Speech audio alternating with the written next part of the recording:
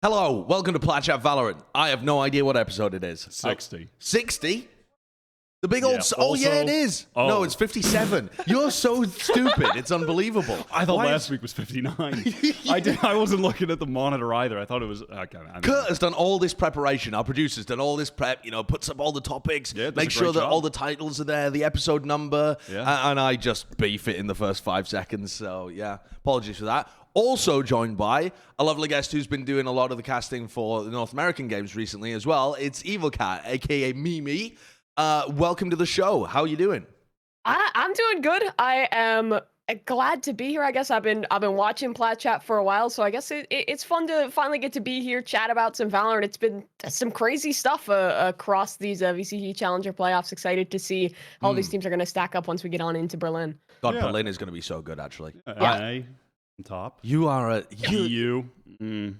I mean, we got 3 slots so we can get the top 3 positions at Berlin. It's great. And number 4 will go to Turkey. That's crazy.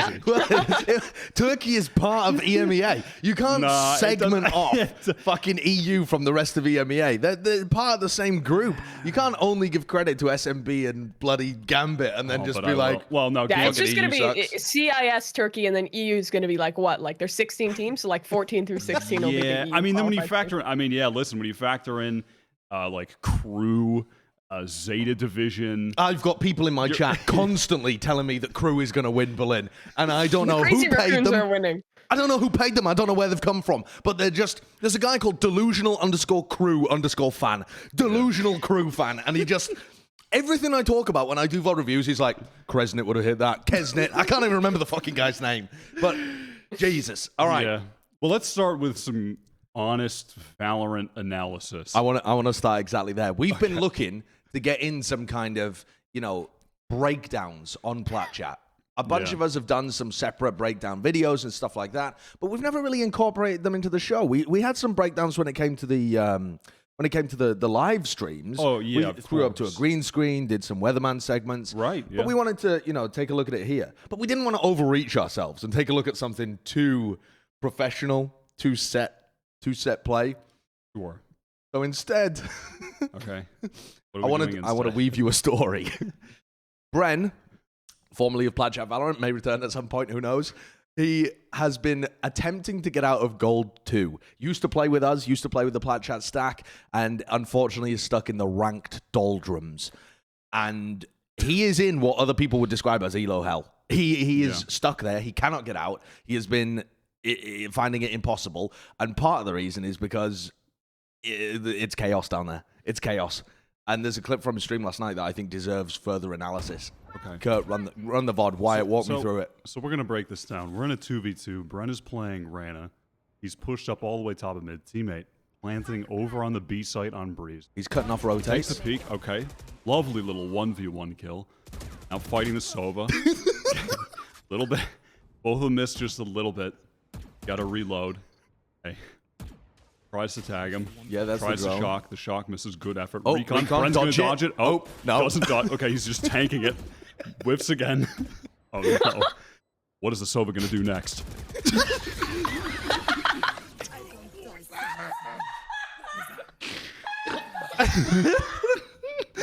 God, I mean, what I love most about that clip is the Sova starts shooting before he starts running. Yeah. He's like fully in his 4th bullet before he gets around the corner. I just... Oh my God. I love that he's exercised all options mentally. Like his brain overheated. He couldn't think of what to do next. He used he used it all. He used all of his util. This is all he had left. His final thought. He's not even dodging, he's just pressing A. He's just holding A on his keyboard and mouse on. My favorite part is just halfway through, Bren just closes his eyes. He's like, God is taking the wheel at this point. We are just going to pray that this works and keep on spraying. And you know what? It works. He defeated the gold rake demons. Good job, Bren. He was, I mean, you say gold. We ended up looking at the career page at the end, and that Sova was silver 1, bless his heart. Oh, so, no. Yeah, so Bren is just playing in these, he like... is trapped. I mean, Bren really is trapped in the absolute doldrums. He can't win a 1v1 cleanly against the silver 1 Sova. There's no hope for this man. There is no hope for him. So I hope you enjoyed that breakdown. If you wanted to see us do more X and O breakdowns in the future. Don't play it again. Oh my god, that is so funny. It's so good. All right, well, God, I was crying. I mean, you said he closed his eyes and asked Jesus to take the wheel as well. In that exact same game, I tuned into his live stream afterwards after I saw that clip because I was like, I've got to see what's going on here. I simply have to. And he was playing with an omen that was just shouting stuff in Arabic. And when Bren asked him what it meant, he just said, I just said, leave it to God. Leave it to God. Like, this omen had given up on his teammates so much. He just asked God to take over the fucking game. Oh, Christ. God. All right, Anyway. well, now on to professional Valorant. Yeah. That's not professional? No, you'd be forgiven for I thought thinking that so. was. You'd be forgiven for thinking so. Yeah, you'd be. Listen, I too thought that might have been, I don't know, someone from Angel, maybe someone from FPX that Bren was playing against. I have seen pros do the run and gun strat, but not with a Vandal from 40 feet away. So, all right, we had multiple things to discuss on this show. To give you a brief rundown of what we're going for, North American bracket finished up. So we have our 3 teams that are going to Berlin. I think we had only 2 the last time we did. Did we even? Had 0. Oh, we had 0? We did. I can't even remember the last time we did an waiting for episode. the qualifier to happen. And we're halfway through the EMEA bracket. So we have 2 EU teams, or 2 EMEA teams, I would say, that are headed to Berlin. So there's games ongoing at the moment, so we'll do a little recap of that bracket. And then there was the Korean finals. But let's start in North America. And just to be clear, also for people that are going to ask, we're going to talk about the other regions next week. So like Japan finished, but there's so much happening this week. We're going to talk about it next week. We're in the middle of that. We'll talk about that next week. LATAM, Southeast Asia. Yeah, we'll cover all that on next week's. Little PSA. Okay, so let's start here with an easy question. Little softball to the group. Sentinels. Pretty good, right? Yeah, I mean, I would say they're at least decent. Yeah, sure. I saw a pretty interesting interview, actually, on VLR with Shazam and some of the other guys. And it was, I'm not even sure whether it's listed up there, actually, because it's pretty brand new. But it was with Jazz and talking to the guys from 100 Thieves as well and asking them how seriously they were taking these games. Because I think there's a lot of conversation at the moment within, especially the North American scene. I don't really see it too many other places, but especially in the NA scene of like, they're seeding games. But I mean, at the end of the day, it's to crown the best team in North America heading into Berlin. And so I think there's a bit of a mismatch between community expectations of what's going on and the players' interest in the games and what's like, how seriously are they actually taking it? So I found this article pretty interesting because essentially 100 Thieves were like, we're still coming in trying to actually win the game. We're just trying to be a little less stressed about it because we've already accomplished our goal. And I think people just assumed they were straight trolling when they came in with like the Vision Strikers comp with Steal on Jett. Yeah, but I think, their permaban is normally bind, so I think that was actually their game plan. And Sentinels were like, we are not letting anyone else win this tournament. So I think, it seemed like when I was watching the game, there was a decent level of competition being presented here. Yeah, definitely. That makes sense. I mean, the tournament was a lot more weight to it than just the regular qualifiers. I mean, in all respects. Yeah. I mean, the seeding for Berlin, more important than NA seeding. Yeah. If you want to talk about seeding. Also, way bigger prize pool. Also, what was the prize pool? Prestige. Oh, 100,000. It was 100K. A lot of money. The other one is, I don't know, not 100. 50. Yeah. So, differences on all regards. But yeah, I mean, listen, Sentinels, they won. Expected result, honestly. Sentinels good. I mean, they were the favorites going in, even though I thought there was a strong chance of Envy just hitting with Yay out the gate. Sure. Still, Sentinels, obviously the favorite coming in to win every match. Yeah. And they did win every match. And they still look like the best team in the world. Yeah. Mimi, how would you compare their form to Reykjavik? Do you feel like they've got even more to go once they hit Berlin? Or have they just been competing at this like consistent top level since then? Sure. I don't know. I feel like, I don't know if it's a direct improvement to their gameplay, but they've been adapting. Like, they've been trying out new comps. They've been experimenting with the Euro Unbind. I think they don't feel very threatened in North America right now because no team is really putting up a good fight against them. And that allows them to put a little more in, to try new things out, to try that Euro out, to try and adapt a little bit in way of their map pool. And then that just means when they do get back to the big events, when they get back to the international competition, they're more ready than ever. I think Sentinels Sentinels, I mean, obviously it's just like a team of 5 raid bosses. Everyone is so strong on the individual level, and they have been playing together as this core 4 for ages. And now even Tens has been on the roster for months, has played so many events with them. I think the Sentinels, especially with Shazam at the helm, is not a team that's going to get complacent. Yeah, that is a good point as well. They really were trying a lot of stuff. Like Dapper was playing a lot more Killjoy than ever. A lot of Killjoy. Which was, I think, the most interesting thing, because he really is just he is the person who defined how you play Cypher and use Cypher's utility on a lot of the maps. And specifically wasn't even experimenting with Killjoy that much back when people were. Right. He basically played like stuck to Cypher. He played like one game and then he was like, no, Cypher's for me. We had him on the interview. We were talking about it as well. But it seems like there's been a bit of a shift in his philosophy. I was theorizing that potentially that's because people are currently figuring out like how he's played in terms of moving around his utility, often being inside his cages, that kind of thing. But it could also be because a number of these teams were playing KO too. And in theory, holding off-site as Cypher seems like it would get you more value. But I think the way it ended up playing out, if you're off-site as Cypher, you can't really follow up on any of your trips if they're being activated, even though they stay active no matter where you are. But you can hold, 40 feet away from your Killjoy util and still get kills with the alarm bot molly, still deny space. Yeah. So I feel like that might have played into it a little bit. What do you guys think? Why was Dapper experimenting with Killjoy? I thought that was definitely... It felt like that was a bit of the case when they were playing against 100 Thieves. On Haven, when 100 Thieves would hit C with a KO and they would throw the knife in, and you're used to seeing Dapper just sitting in sight, putting the 2 cages on either side of the default box, and then just having trips up and being a rat in the cages. But yeah, they were playing offsite and playing for retake, and also I just think it's a matter of they are good enough to experiment, and it's also not that wild of a change just having Cypher to Killjoy. Yeah.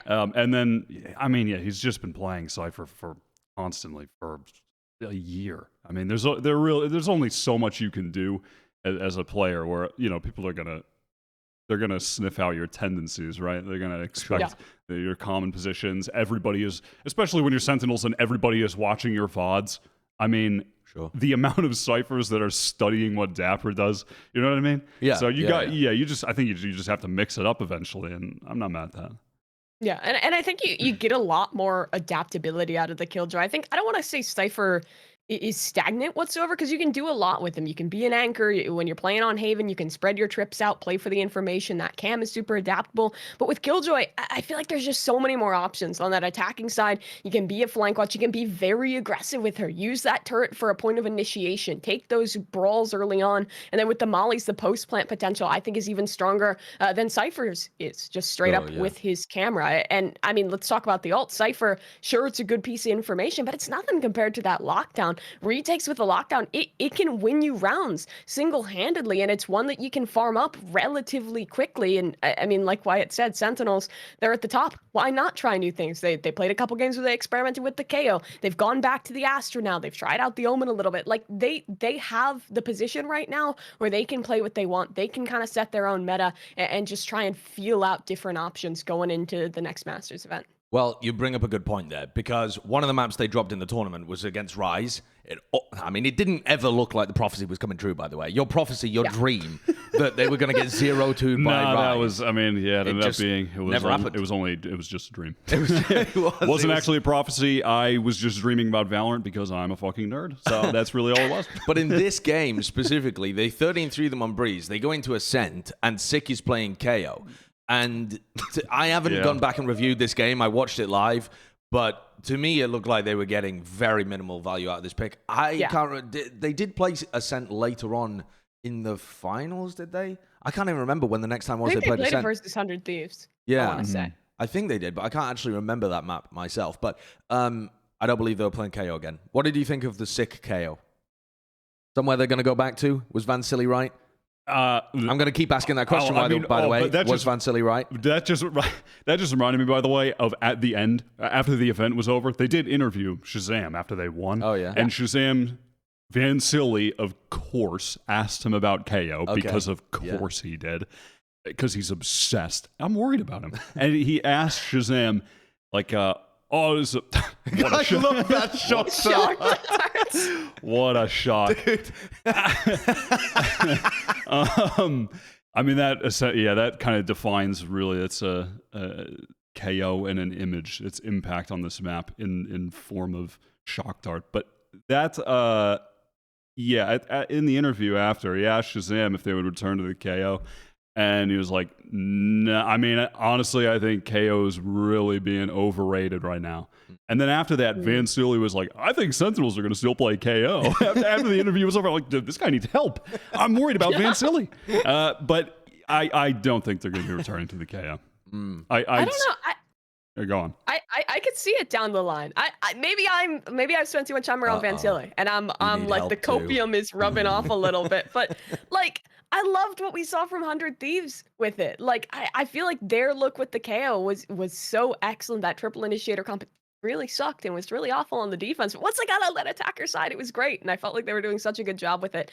I think there's a place for KO in the meta, but I feel like it hasn't been fully fleshed out yet. Look at Skye. It took her a long time for everyone to realize that she's busted, to find the best way to utilize her. I think there's still opportunities open for KO to come up, but I don't know if that team is going to necessarily be the Sentinels, because I feel like what they've got going right now is pretty good. And I think I was just watching EU, and they had an interview with with Sliggy from Liquid, and he was talking about how he feels like KO is best when the IGL is playing it, because they had tried out the KO and it wasn't really working for them. I think Scream was playing it, didn't work whatsoever. And I kind of agree. I feel like he's a really good agent to call on, but that's not really Shazam, right? Shazam, he has his Sova, he has his Jett. He's really excellent with both those agents, and I don't really see a reason to move him off. So I don't think anytime soon they're going to move back to the KO, but I think he's still a good agent, and we might see it in the future. Well, before we get into talking about 100 Thieves and how they use KO, I had one more question about the Sentinels as well, heading into Berlin. They're obviously the favorites. I'm not going to ask you another softball question like that. They're obviously favorites for the tournament. But DDK, I think it was, actually, had a tweet where he said, congratulations to Sentinels for winning this tournament. They are the first era in Valorant. And for anyone who hasn't followed CS, the concept of an era is a large extended period of time where a team is clearly indisputably up at the top. It's not like they are the number one team, but it's incredibly scrappy, etc., etc. It's a sustained period of time where one team dominates to one degree or another the competition. Yeah. How valid do you think it is for us to call this the Sentinels era? They've only won one international tournament, but their sustained dominance over NA is indisputable, and they won that one tournament. Do you think it's too early? Is now the right time? Do we wait for Berlin? What are your two thoughts on this? Because I thought this was a really interesting tweet from Dan. I mean, I think you have to, right?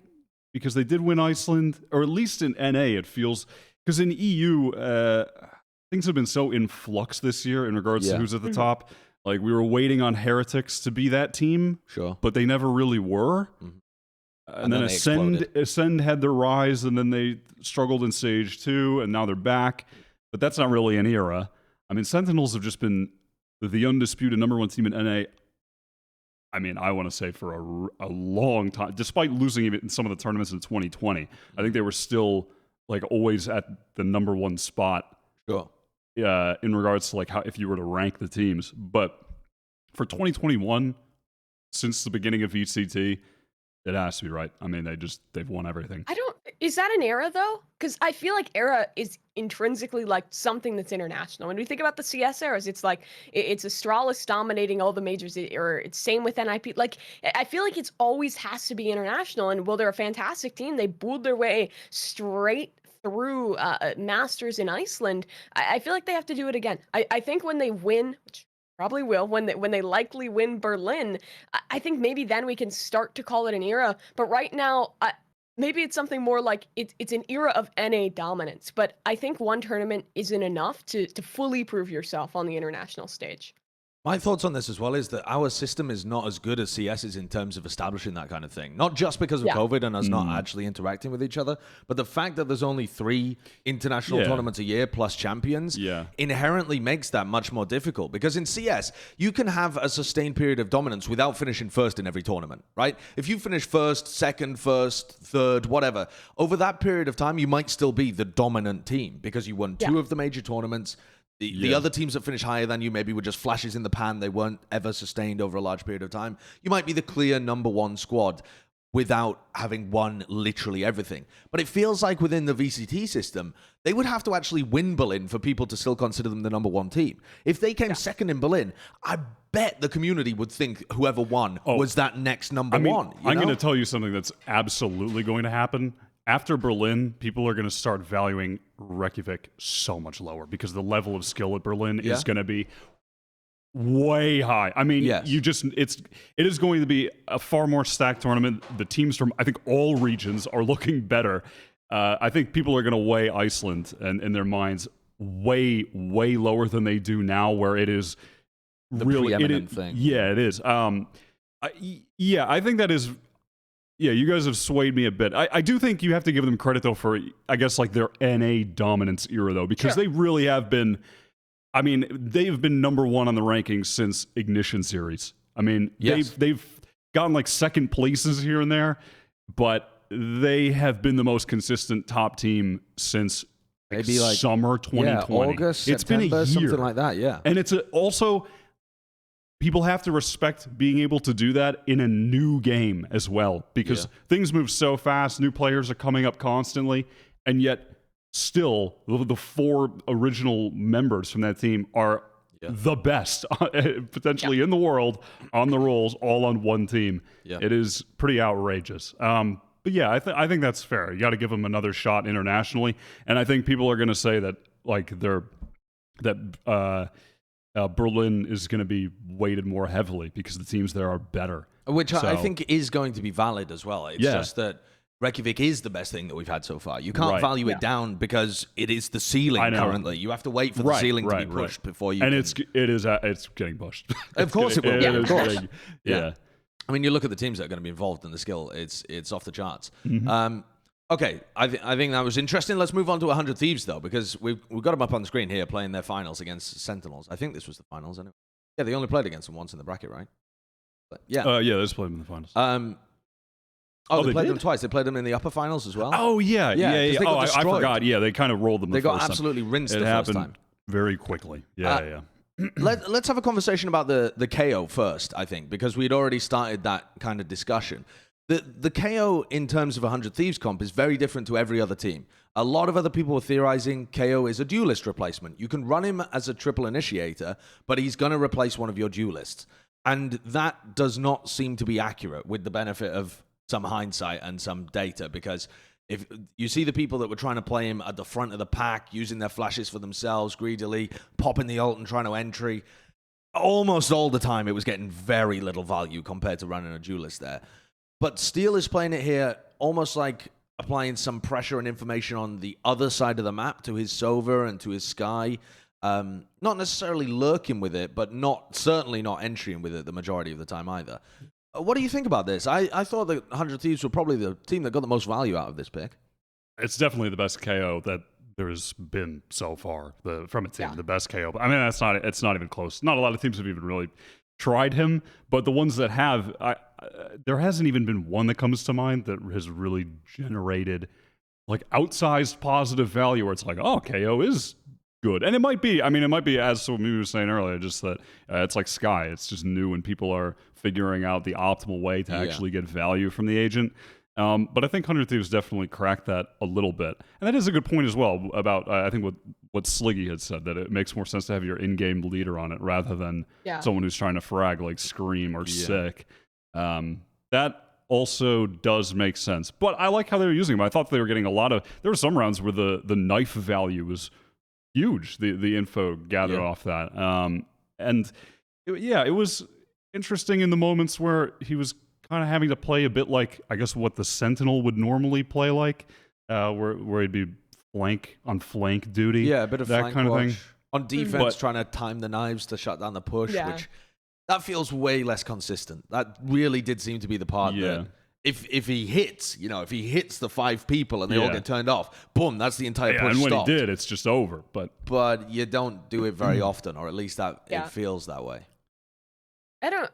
For me with this KO, I feel like the knife was really the striking point. His flashes are fine, but compare it to like a Sky right now in the game, I don't think they're quite on that same level. Obviously, people are going to take time to learn the lineups, to get better at them and improve. But I feel like there was a lot of situations where 100 Thieves kind of struggled to get that impact. There was a couple good pop flash plays, but that didn't really feel fully fleshed out quite yet because he is so new. But I think that knife was really huge when it was. But I mean, when you didn't find that impact, I think it's still the growing pains. I'm still in a position where I think it's doable, but in a comp with no Sentinels, they're going to have to figure out a better way to play the defense because, to be honest, this tournament, 100 Thieves on the defensive side running this comp, they kind of sucked. Like, it didn't work for them too well whatsoever. And with Triple Initiator, your strength is kind of in that aggression, in that retake, but it felt like they were just struggling to get that value. Yeah, I suppose I have been pondering that myself as well, because taking a look at, for example, Acend in Europe, they like to run a number of comps, especially on Ascent, the map that we're watching right now. They don't play with a Sentinel. They play with a Sage, but fuck off. Sage isn't a Sentinel like Cypher and Killjoy. So they like to have an extraordinarily proactive defense, but they're also playing with a Jett and a Reyna in that comp. Two agents that thrive in that scenario. I don't feel like you can play as aggressively when you're running the Sova and the KO there, rather than the extra duelist. I know the Sky is pretty happy playing a level of aggression, but wherever Hiko and Steel are playing, I'm not really feeling good about them like being proactive and pushing out a lot on D. So I don't. Maybe you like give those sites and try and play retake on them with the huge amounts of utility you have, like save the knife, right? Save recons, that kind of stuff. It does seem a little difficult to come up with a great defensive plan unless you're just landing those money knives all the time. Yeah, it did seem like in some of those games as well, though, I feel like, I mean, that XSET one being a good example, I think on defense, some of the teams were struggling to actually adapt to the KO, like how Sentinels had, which is essentially they would give up some of the sites. Like on Haven, we would see them give up C and then just play for full retake. Like XSET, it was a bit frustrating to watch, like on that Ascent game that Kurt pulled up, when 100 Thieves were on attack, XSET, especially on Ascent, a map where it's trending on defense where teams are just so dug into the sites, playing backside with the Sova. You know he's going to have an Odin, and you know he's going to be backside B, and you know the Killjoy is just going to have a full minefield set up at the door, and it's XSET never made that adaptation to actually playing retake, where that is where you can kind of punish the KO, right? But the KO punishes you when you are dug into the site and relying on your utility to shut down this push. But all of a sudden, you know, if you get hit by the knife and then the hit comes in, very tough to do. But I think that, like I don't know. So I guess my point being, some of these teams I think failed to sort of adapt to what you need to do against the KO defensively, and they were getting away with a lot on attack. But that is also, I think, just the strong suit of KO, right? I mean, I still think that his best function at the moment is deactivating players' utility who are holding directly in sight and then punishing those players with your own util hit. I feel like KO was initially also heralded as like the anti-post plant meta guy, but I don't know if I've seen a team really successfully do that. Besides with the null command, with that ult, I've seen it happen where you can make those retakes a lot easier. I feel like it's right now so hard to find impact on that knife unless it's someone who's playing very close, who's playing one of those entrenched positions. I mean, in that clip there, he throws it up against the wall. If you're back gen, if you're hell, you get suppressed, but I don't know if it's finding its full value just yet. I mean, I said this earlier, but I think there's still an opportunity for people to grow, for people to realize the best possible lineups to use with KO to be able to get this done. But I don't know. I don't think he's fully living up to expectations right now. Yeah. I agree with that, but it was kind of cool seeing 100 Thieves make use of it. Now, taking the broader storylines of 100 Thieves, though, they've been finishing like 5th, 6th in a lot of these major tournaments throughout the year. Since First Strike, they haven't really had a great tournament result. They've been underwhelming. A lot of their year has been frustrating for me to watch, especially because you see such great players not be able to figure out how to play the game to succeed themselves.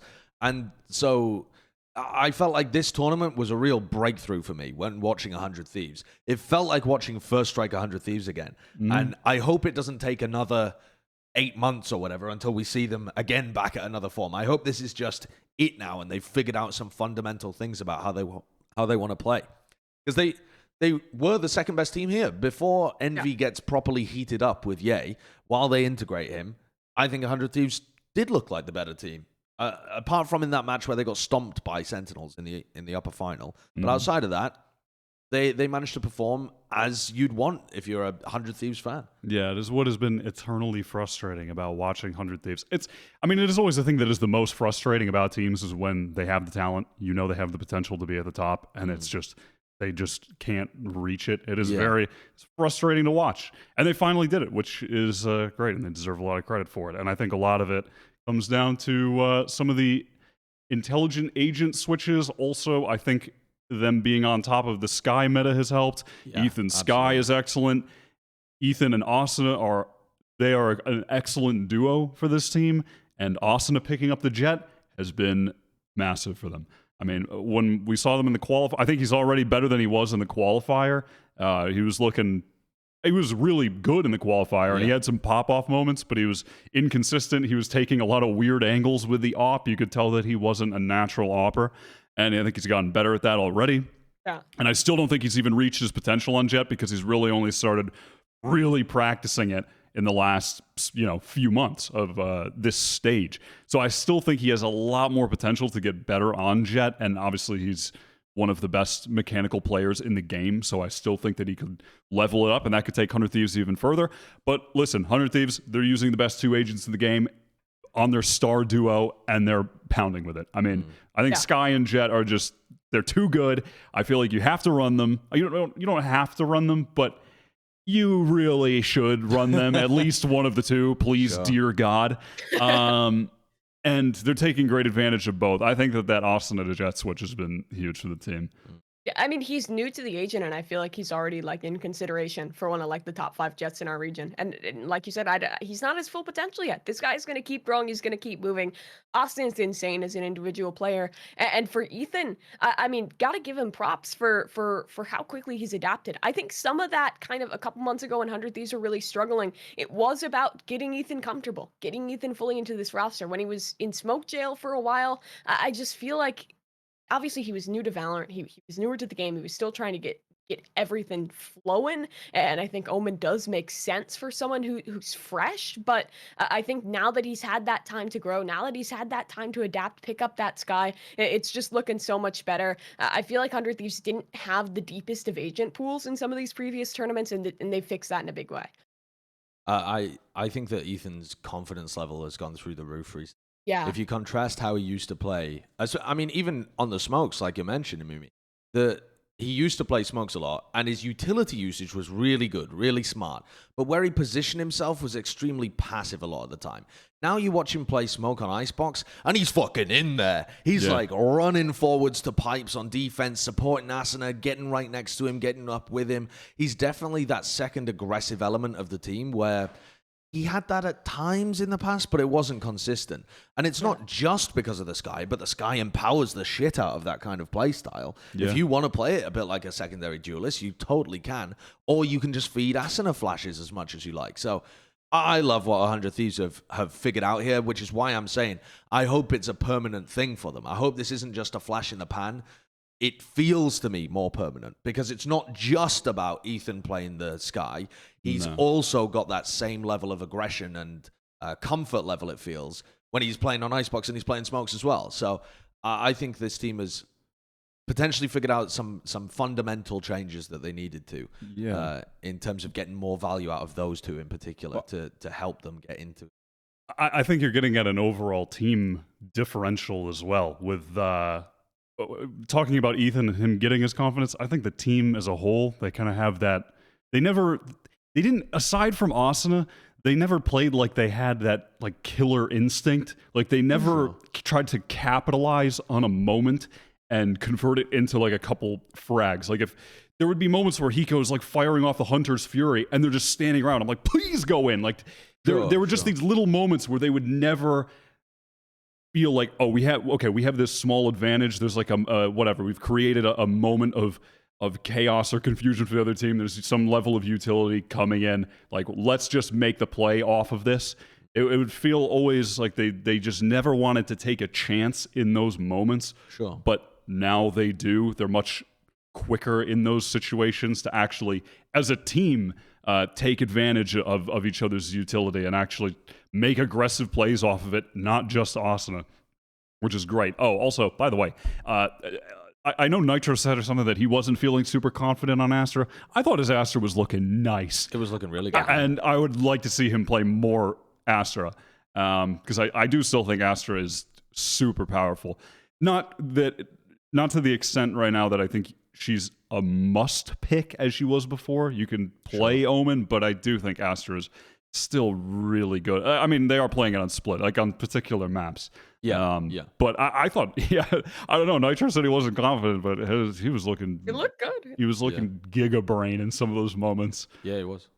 Yeah. I mean, I want to flash. I feel like it kind of ties 2 points together here about this duo of Ethan and Austin. I feel like now that they have the confidence, that they have that kind of synergy together on the Sky and the Jett. I think that's the thing that's very directly making this team more aggressive. It's setting the pace for them, and I felt like that was really lacking before because Asuna. It felt like he was a little bit more chained up when the team was playing passive, but I feel like they've given him a lot of freedom now where he can kind of do what he wants. Him and Ethan can set that pace on their own, and it's just working really well. When you have that talent, harness it, get aggressive. Well, 100 Thieves are in a good place. I think overall North America is looking really good when it comes to Berlin. The team that they were playing against in this match, and one of the other teams, in fact, the other team that's being sent to Berlin to represent North America is Envy, who, much like 100 Thieves, have been up in terms of our North American power rankings, that kind of thing. When it comes to getting consistent placements, they've been wildly consistent, but they haven't really achieved greatness at any point. And I don't know whether I would qualify this as them achieving their potential in the same way that I feel like it was for 100 Thieves. But they seemed like a team with more potential to achieve. They seemed like a team that still had more room to grow, and they're still at that third place position. Whereas before, it felt like they kind of capped out somewhere around fourth, unless they all were going crazy and hitting their shit. So I think that this was, for Envy in this tournament, I was expecting actually a little more in terms of it being a honeymoon period and everything being completely fluid together, because we sometimes see that from adding such an excellent piece into a squad. But considering they only had 6 days of practice with Ye, they did really, really well.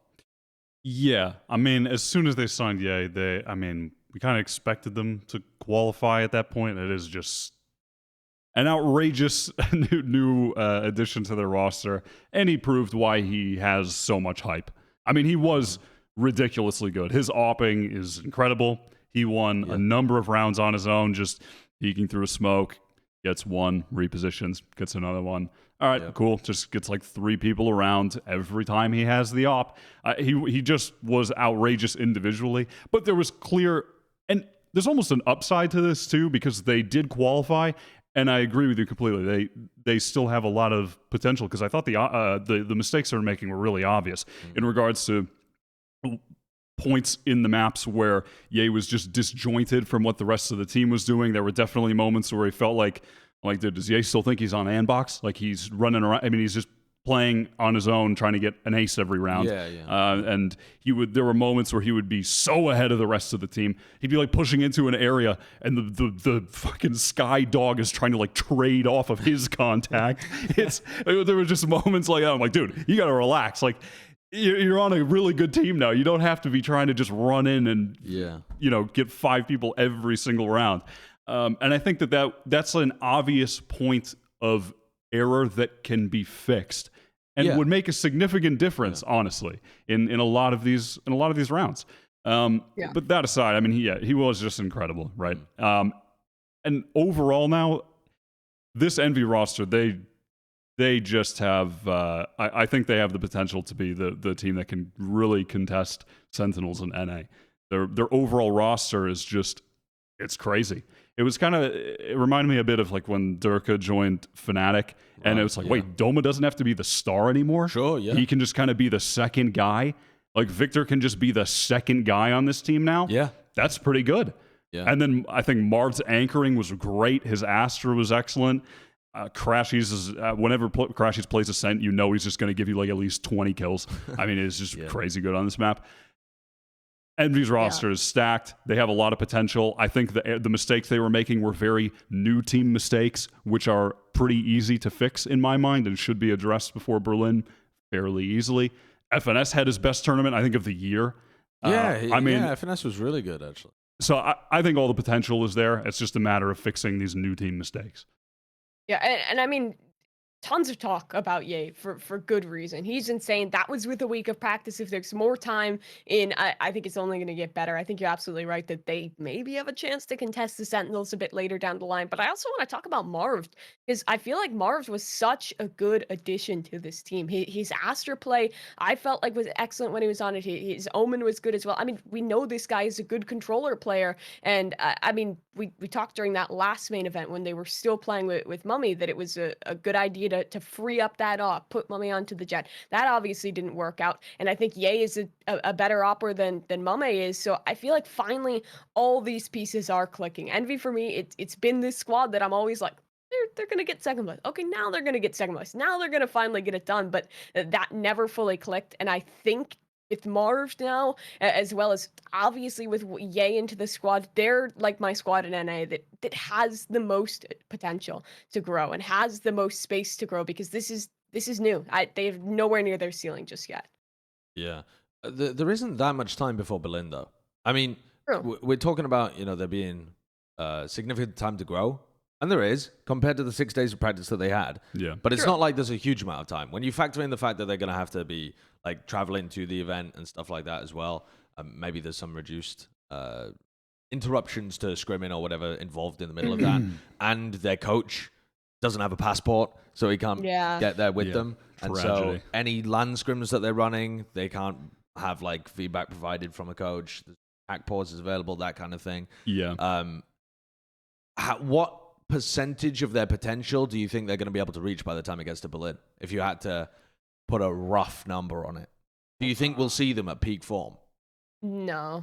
I don't think they're gonna fully make it there yet, but I have a lot of faith in FNS and in his experience at leading teams and getting things done. I think obviously Mike's is huge on this team. Being able to have your coach there is super important, but I still think they're gonna be able to improve in this interim. They're still in NA right now. They have a little bit of time to scrim together, to build these bonds to really strat it out. And I don't know, if I had to put a number on it, maybe like a 65-70%. I don't think they're going to be able to get all the way there, but I think they're going to at least be able to iron out some of these more obvious quirks, like you talked about with Ye, maybe not fully being fit into the roster, maybe still playing like he's on Ambex. I think that those mistakes are going to, for the most part, be able to be fixed by the time that they hit Berlin.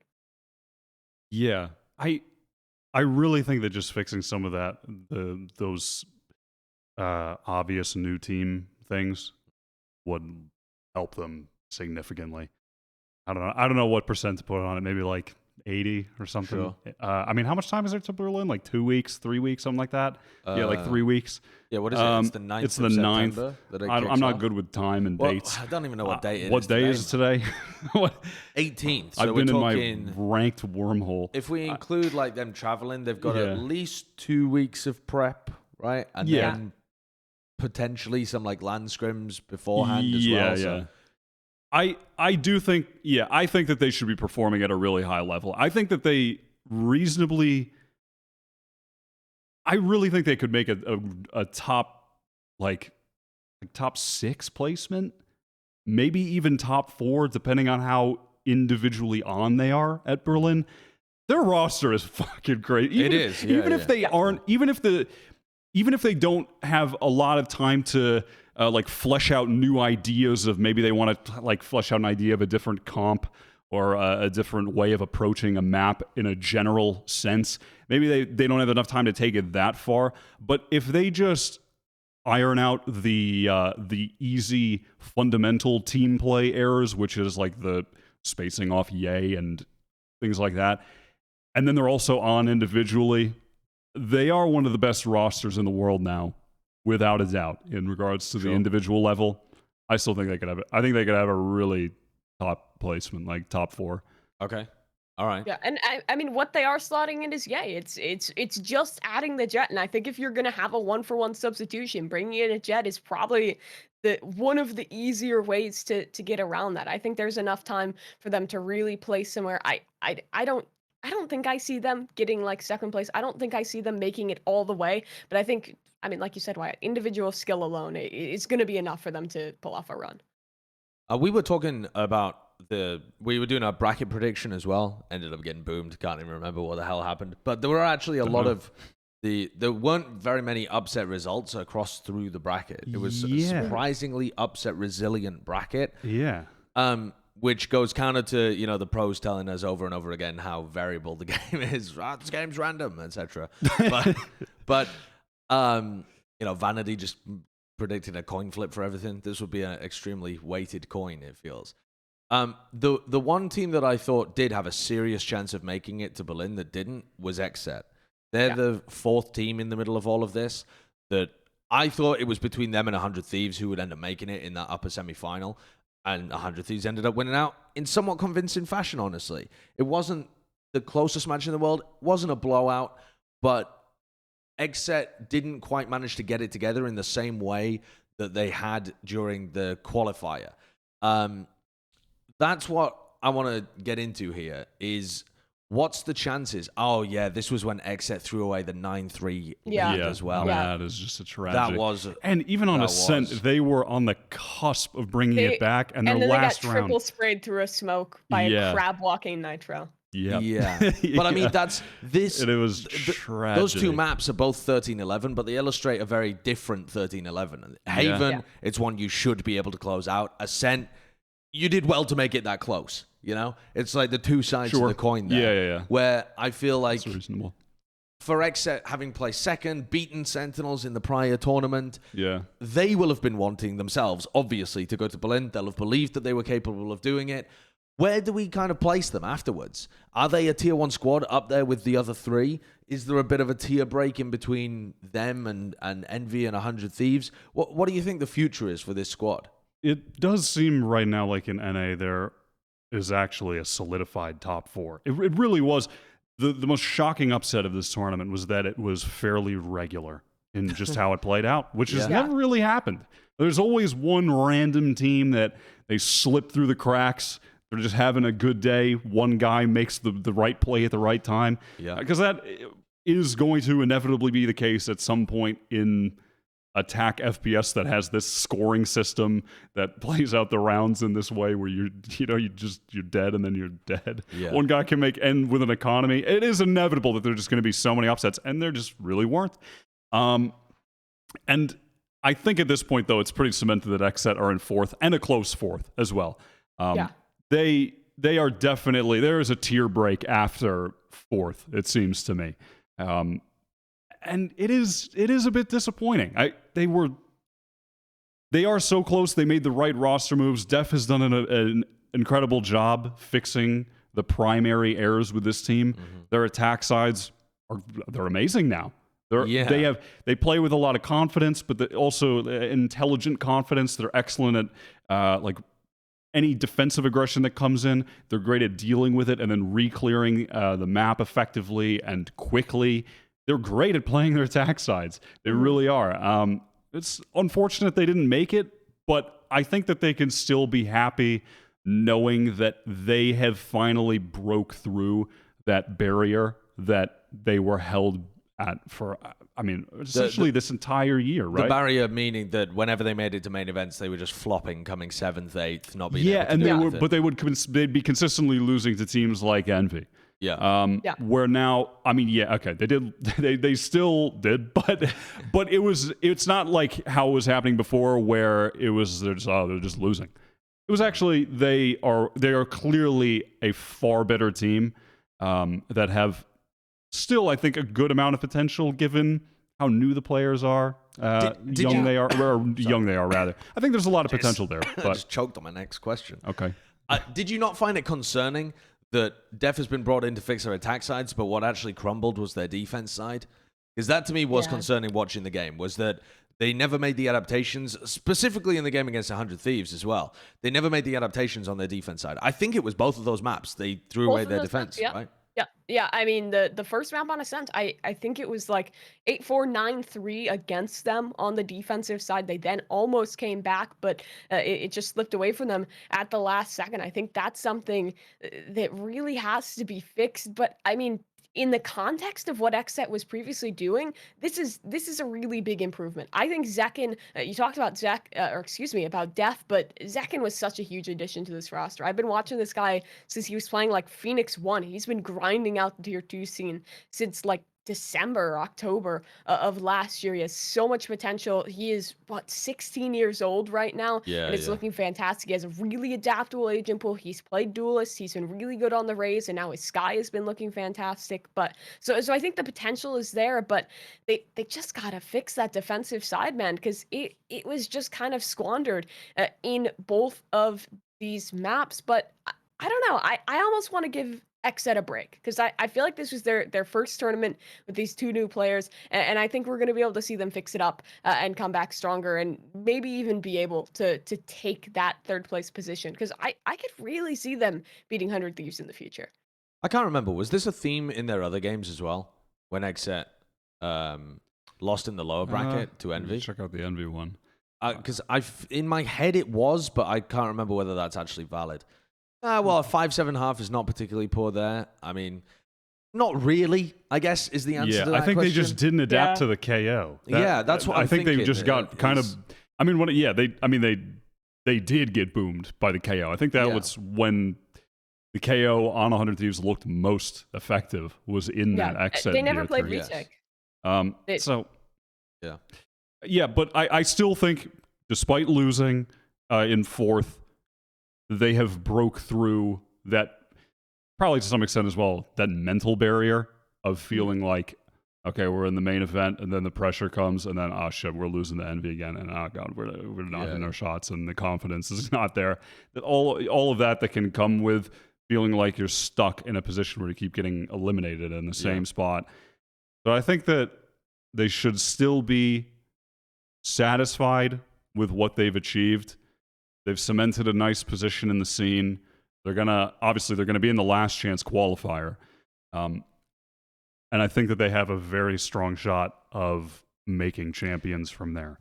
I just want to point out this round, they did so many gorgeous things on their attack half. Like this, just playing contact into A. Like Def has a lot of creativity in terms of the attack rounds he's calling. It's not there's no formula there. It's not, or rather, he's not formulaic in terms of he's always doing the same stuff over and over to get a read.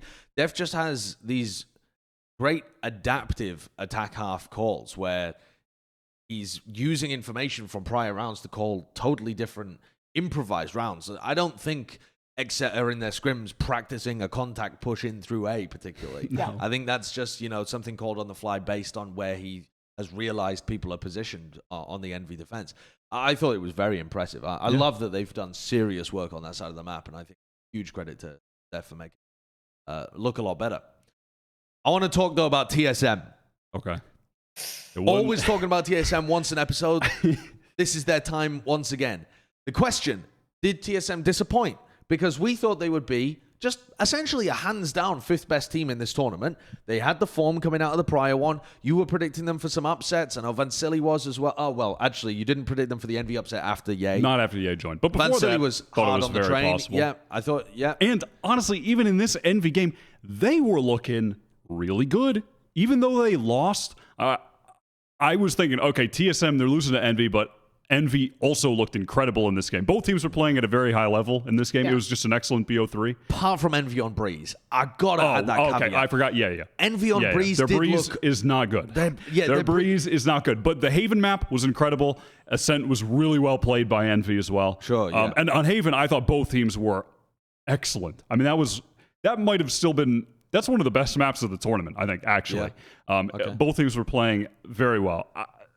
I thought TSM were still going to have a good run after that game, despite losing to Envy, because Envy just looked like what we expected them to be with Ye. And it is, I am a bit disappointed that they lost to Rise, honestly. Yeah. And I'm not disappointed that they lost to. It's not that I'm disappointed that they lost to Rise, because I think Rise are a good team, and I think they have some. I think they have some amazing players in like Derek. But it's how TSM lost that game, and I felt that it was just such a departure from the level they were at against Envy. It was quite disappointing. In that Envy game, they were so active with their Sky utility usage. It always had a purpose. They were playing off of it really quickly. And in those games against Rise, it just was not the same. It was just, we were back to just playing individually. Things were disjointed. Sabrosa would be, there were just moments where he was going for his own play that was just totally separate from the rest of the team. They were missing good opportunities, like good timings to take proactive fights as a team. And then it was just, things were very disjointed. They were not against Envy. So I was sad to see that happened, and that's how they got eliminated in the end of it. So yes, I am a little bit disappointed, because they showed coming in, wow, they are really legit now, I feel. And unfortunately, I think that in the Rise game, it fell apart. Am I the only one who's been feeling a little bit disappointed or a little bit underwhelmed in some ways by the Bang edition? In the past, he's been a really great player on some of his previous teams. I've watched him play back when he was with Serenity, back when he was with On The Way, but now on this squad, it just feels like he's struggling to fully find his footing. Smokes is a role he's played in the past, but it hasn't always been his biggest role. And I feel like, well, the Astra is pretty strong. I don't know. I feel like something just isn't fully clicking right now with him adding into the squad.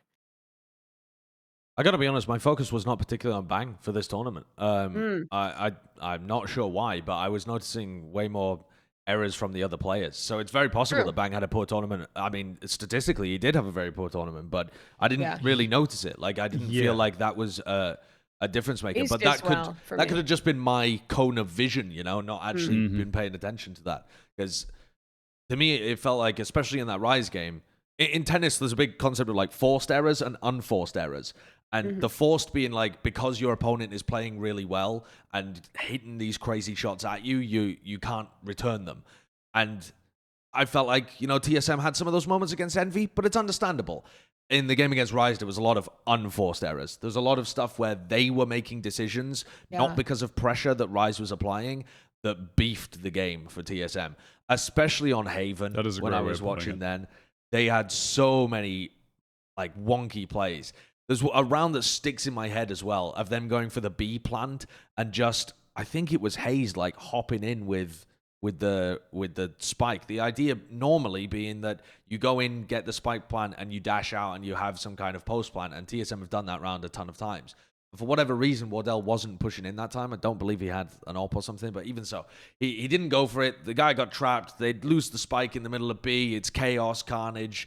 And they just are never able to recover that. There were a number of moments where there was just decision-making mistakes where their rounds fell to pieces and they just splooged the game away. That is a great way of putting it.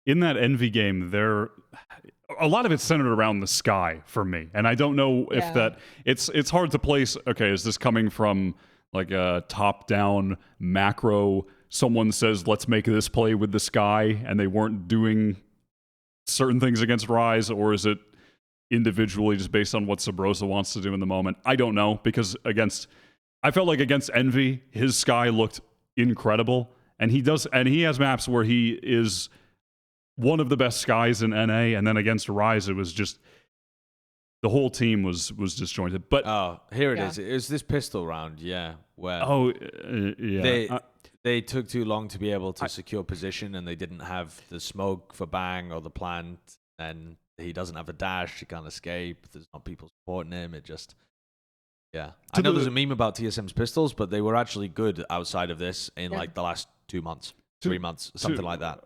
To the Bang point, though, I think, if I remember correctly, some of the maps, it was like he would have tragic stats on some of the maps, and then other ones he would just be popping off. He was really inconsistent. Yeah, which is, to me, something to do with how much they're asking of him, which is, hey, Bang, just play every single agent in the game on a different map. Rather than putting him in a position where he's perhaps comfortable and at his best. Because you can see when you're just watching his POV and he's taking fights and aiming, you can clearly see how skilled he is mechanically. So I think that his poor statistics on some of the maps are likely more to do with how much they're asking of him, how much role swapping he has to do. I think that that's probably a primary cause of that. What do you think TSM do with the rest of their year? Well, they could make last chance qualifier if NA wins Berlin. Right. Yeah. Which could very well could easily happen. So it's not over for them yet. And I do like this roster, and I like the 5 they have right now. I like where it's heading. At the end of the day, they still had their best showing so far this year. And it was off the back of Leviathan just coming in like days before the tournament as well. The previous qualifier. The second open qualifier, right? And I like the roster. I like where they're at. Honestly, I hope they get a last chance qualifier spot, because it would be disappointing to see them at the highest peak they've been at so far this year, and then we just don't see them again for the rest of the year. It would be quite disappointing, because they were so good at points in this Envy game. I'm like, man, this TSM roster is actually, there's something here. Finally. And then... But also, in order to... disappointing. When teams are looking towards LCQ, you need to win it in order to get a spot in Champions. And I don't believe they can change Sabrosa, Waddell, or Hazed. Otherwise, they'd lose the points, right? You need to keep 3 of the original 5 that you won points with. Yeah. I'm not saying that they need to make roster changes, but I'm setting up this, like, those are the structure, those are the realities, right? They would need to win to make Champions, and they can't change any of those players, which means they have the possibility, it is possible for them to try and change Leviathan or Bang to upgrade themselves to become, you would have to be the 3rd best team in North America, right? Because 2 people would already go to Champions from Masters 3. No, sorry. Yeah, Sentinel. Oh, wait, how the fuck? 2 off points and then 1 from LCQ, no? Right, so you'd have to be the 4th best team. So you'd essentially have to beat, like, an XSET, something like that. Yeah. And New Cloud9. Yeah, XSET, New Cloud9, those kind of teams that are around that kind of level. Do you feel like TSM, as a squad, those 3 core players, if they're thinking about their LCQ chances of being able to actually win that event, do you think they believe they're going to be able to do it with this 5? Do you think they'll be incentivized to make another change before LCQ? I don't see them winning LCQ, to be honest. I think if they're sticking with this core 3, I don't see it. Because first of all, let's talk about Levi. I think Levi was fitting into the roster really well. He's a fantastic Sova. He's a really good Viper. And I feel like he was always finding his impact. Bang, we talked about the inconsistency, but in the last 60 days, like you said, right, he's played what? He's played 6 agents and is constantly being thrown around. I feel like there's potential for TSM with this 5. I think it's the best their roster has ever looked, and if they have a little bit more time to get Bang comfortable on his role, to continue to build as this specific team, it's possible for them to make a run. But you talked about the competition. It's Cloud9 with Vanity. It's maybe Envy will be there if they don't find their placing.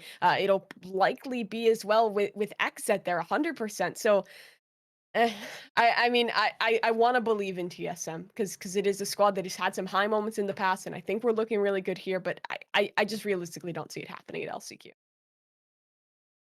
Same kind of thing. Yeah, I mean, it is a really tough ask. Could they finish like top 4, top 3 even? Yes, but winning it's a tough ask, especially, I mean, you're going to have XSET there with another month of practice, and very low percentage that happens. Yep. Well, okay. It'll be interesting to follow at the very least, and TSM fans still may have something to cheer for. I love the fact as well that TSM fans are going to have to cheer for Sentinels to win the bloody event for them to be able to make LCQ. That is some karmic justice. I fucking love that shit. We will probably, because there's like a couple of weeks where there aren't that many things going on, but on the run up to Berlin, we'll probably do a refresh of our NA power rankings for sure during one of those weeks, in terms of, updating the movements of teams based on these most recent results. But for now, let's get into some EMEA talk, because I know Wyatt's ready to pop the fuck off with hatred, and I'm ready to gas up some of these squads as well. Okay.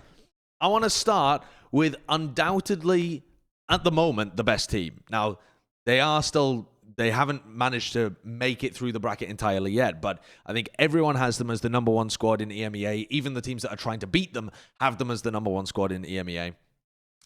Ascend. What the quality do you think they're looking like at the moment? Do you think that they are EU's hope of winning Berlin? If you want to deny TSM their chance at last chance qualifiers, is Ascend the team that's going to be able to do it from EMEA? Yeah. Short answer is yes. And for most of for the same reasons that we've stated before, and it's just good to see, honestly, at this point that they've remained consistent. They managed to beat Gambit, one of the other best teams in this bracket. Yeah. I was hoping to see them at the same form that they were in the qualifier. I was worried that if maybe that was a bit of a hot streak. What if they drop off a little bit? Didn't happen. Glad to see that. Yeah. In terms of individual skill, the roster's obviously crazy, right? Yeah. Which is that's the initial prerequisite of being able to win one of these tournaments, because you're playing against Sentinels who have 5 star players on every single slot. Yeah. So that is immediately, you need that, right? Yep. They have that. Also, they have the quick team play reactions necessary, if that makes sense. Whereas some of the other teams in this region, a lot of them, I think, get caught up being too formulaic, too much caught in the pre-planning. Ascend, they have excellent on-the-fly team decision-making. If the enemy team is doing something, they, as a unit, know how to react to that in the moment, using the utility together to make advantageous plays quickly, which is important. A major key. And they have the individual skill to pull those moments off. So, yes, I think Ascend are still the hope of EU at the moment. I think they have all the prerequisites needed to make a deep run, maybe be the team that could finally, from EU, beat Sentinels. Well, before we talk about their chances of actually winning Berlin or beating Sentinels or anything like that, and the bracket isn't done yet, remember, so they have qualified for Berlin, so they are definitely going there, but we don't know what position they're going to end in, and it is possible that they end in like second place, something like that. It's they're not uncontested, but I like to always make the comparison to Fnatic and Liquid, because I think the people that don't follow EMEA only really know those teams because they were at Reykjavik. Yeah. And so when people think about Europe, they tend to think, I think, in those kind of terms of how, Fnatic played, how Liquid played. In terms of the stuff like individual skill, on-the-fly team play, if we contrast them to Fnatic, who made second at Reykjavik, where do you think Ascend are? If you're contrasting those kind of talents together. Let's start with firepower. Okay. Where do you see that? Starting with firepower, they probably have the best Jett in the region in CNED. Yeah. And by probably, I mean, I don't know who else. Yeah. I don't know who would be the best Jett in the region if not CNED. The Turkish fans are on those Izzy stonks. I mean, Izzy is crazy. Izzy's nuts, but CNED has done it over a much longer period of time. Yeah, so you got to believe in CNED. And then Star Duelist aside, his supporting cast, they have Starkso on Skye majority of the time.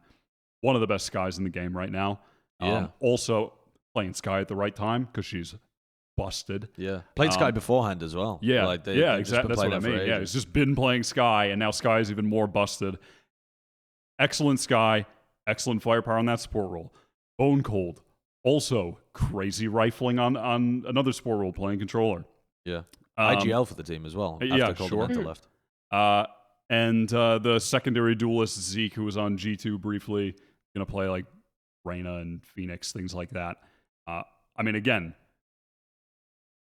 who would be the comparison? I guess on like Liquid or Fnatic To Zeke? To Zeke. I mean, I guess it would be like maybe I don't know, like Doma or Soulcast or something. I don't know. Who even played Yampy? I don't know. The duelist roles on Liquid are so strange. It's kind of hard to find a comparison because, honestly, actually, this leads me to a better point. It's hard to maybe find a comparison for Ascend because they're more comparable to Sentinels than these other teams. Sure. They are not like the other EU teams, which is why they are winning.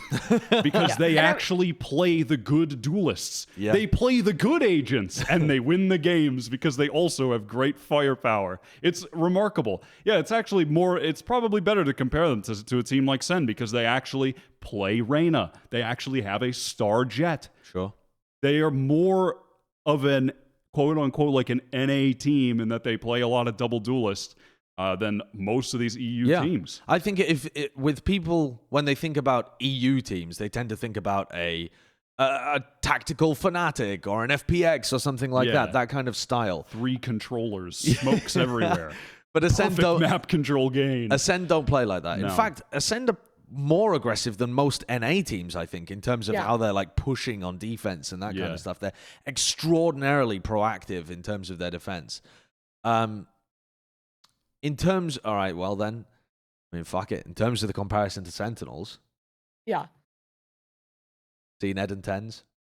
CNED and TENS. I mean, I feel like it's pretty evenly matched in that way. CNED is He's fucking crazy. I mean, what more do you have to say about this guy? He's been absolutely mental. The stats he has put up in these EU games have been insane on the individual level. I feel like he has a really good understanding of the Jett mechanics because there's a lot of just like super talented players that have great aim that you slap onto the Jett. They can dash away. They can play that. That's cool. But I think CNED also has an understanding of Jett beyond just that be a monkey, swing every angle. I think his cloudburst usage has been really good. I think there's more depth to the guy than just a shooter, just a fragger, and I think that comparison to TENS is good. And I want to talk about Zeke as well, because if we're talking about Sen, he's like they're sick. He's this guy who's an insane player on his own level, but just gets overshadowed by that star Jett, and that's the thing. On another team, I think Zeke could end up being that star, but he also has CNED. There's so much raw talent on Ascend, and I mean, I'm always a sucker for that NA style. I love double duelist. I love that aggression. I think that it works so well against teams that are very fixated on playing slow, playing these specific strategies, similar to something like Fnatic. The way they can adapt on the fly is probably why they've been so dominant in EU thus far.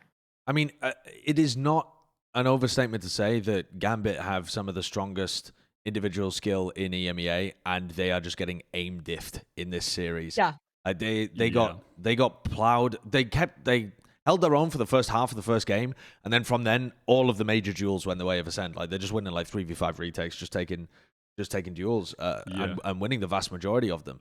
I think the thing you bring up about CNED's brain is also really important because he isn't just an aim star. He has very good timing on when he goes for engagements and timing on like his op peaks and that kind of stuff. But he also has nutty mechanics. The only question, even when we've had other EU people on the show like Mixwell and Nookie, they were saying, you don't know how he's going to perform at LAN. And that was also a question for TENS until he performed at LAN. So for this squad, so he leveled up at LAN, honestly. Yeah, he looked way better. It was his best performance. You don't know that that's going to be the case for CNED, though. You can't ever be confident that someone's going to look even better when they get to LAN, but you can't also be confident he's going to crumble. It's the unknown. And so that, I think, is the biggest question for Ascend coming into Berlin in terms of whether they can compete for the top spot. Yeah. I mean, definitely. Have you seen that guy's player camps? He's always just like stoic. He's ready. The mental person. Well, he's very I actually saw recently in one of these games, he got like a fucking 1v3 clutch or something, CNED, and then he goes at the camera. He's very chill. He's just chilling. Yeah, he's just. But he plays like that too. He's not like you honestly can't see it in the way he plays. Like, look at his face. He's just having a good time, man. Playing the game, like, oh, Oh, Yeah. I'm a pro Valorant player. Okay. I'll tell you what. If you're looking to be a fan of someone on Acend, though, it's Starzo every time. That guy is. Why is this guy's camera? Wait, what? I have no idea. He's just strapped to the ceiling. That is so weird. I have That no. is Have so all the funny. I cameras didn't broken notice or that. something? Is Nats a picture? I mean, that some of is a them are picture. pictures, but The player cams are scuffed in EU. Yeah, but I love that we have them. Oh, I think God. it's a big improvement over like the North American Yeah, broadcasts yeah. where there just aren't any as well. But I was saying in terms of being a fan of one, we had Bone Cold on. He's a lovely guy. He's excellent, rooting for him all the time. Starzo on this team is the person that's like popping off, fucking blowing kisses to the camera. He's like the Boaster-esque individual on this team. You know, the Boaster's got huge amounts of charisma, but Starzo going is to sing and dance. I don't think he's going to sing and dance, Okay. but Starzo is definitely all right. like a very charismatic showmanship kind of person that I think a lot of people would enjoy rooting for, and sometimes post like their team comms of them like little highlight clips of which they're very fun as well. I really think that Starzo is one of the reasons that this team is on top right now. Yeah. A bigger reason maybe than because it's easy to look at CNET and the firepower. His Sky is, I think it's probably the best Sky. Not even probably. He's the best Sky in the world right now, I think. Yeah, I would agree with that. yeah. I think. I think he adds an immense amount of value to the team from that as well because it allows them to run some comps that other teams, I think, simply cannot run because of the value he generates from his Sky. I think that they're one of the teams that on some maps can get away with not having the Sova because of how much value he gets from his Sky. Yeah. And I don't think that other teams can really do that. Like, they have the personnel to run some of these comps that are just, I think, are great comps, but you need the right pieces to run them. Otherwise, they're going to look foolish, and they can. There's two other points here as well in terms of the compositional stuff. Ascend actually run quite a lot of Sage compared to anyone in North America. That's a pretty big difference at the moment between EU and NA right now. Even in like Korea and stuff, they run the Sage on Split, but they're not really running the Sage on a lot of other places. Ascend like to run the Sage on Ascent. They like to run, I believe they like to run the Sage on Split as well, but I might be misremembering that. But they tend to get more value out of it, and they try and run it in more places. That seems to be part of the key to their success too, because that's also Starzo that tends to pick that role up. The other question too is a lot of the EMEA teams that are doing well right now are still not playing too much Astra. I believe Buncall does play it on one of the maps. I can't remember which one it is. I think Ascent. Is it Ascent? No, Buncall plays Omen on Ascent. I think it's Split, but again, I can't exactly remember what Ascent play on that map. That might be their permaban or something. I can't really remember. But not many of these teams have been playing Astra. Do you think that's going to hold them back? Not as much as it would have at Iceland for the teams that didn't run Astra there, where it was just catastrophe. I don't think it's going to hold them back to the same extent as that. But could it possibly... I think there is a world where we see teams with Astra still having an inherent advantage over teams with Omen on certain maps. Okay. Like on Split, for example. If a team's like, we'll run Omen. I don't think that is going to be good enough. And when you have Zoms anchoring on A, you know what I mean, playing Astra. I think that there's, on some maps, if there's no adaptation to the Astra, that will be a problem. I just want to say as well, quick note, speaking on maps, Ascend's map pool is really good, and it's really critical, I think, for this tournament that they have picked up Breeze and are really nice on it. Being good on the new maps, very important for these tournaments. Sure, absolutely. Yeah. Do you have a point, Mimi? I was just gonna say I think, I mean, we said this earlier just really quick.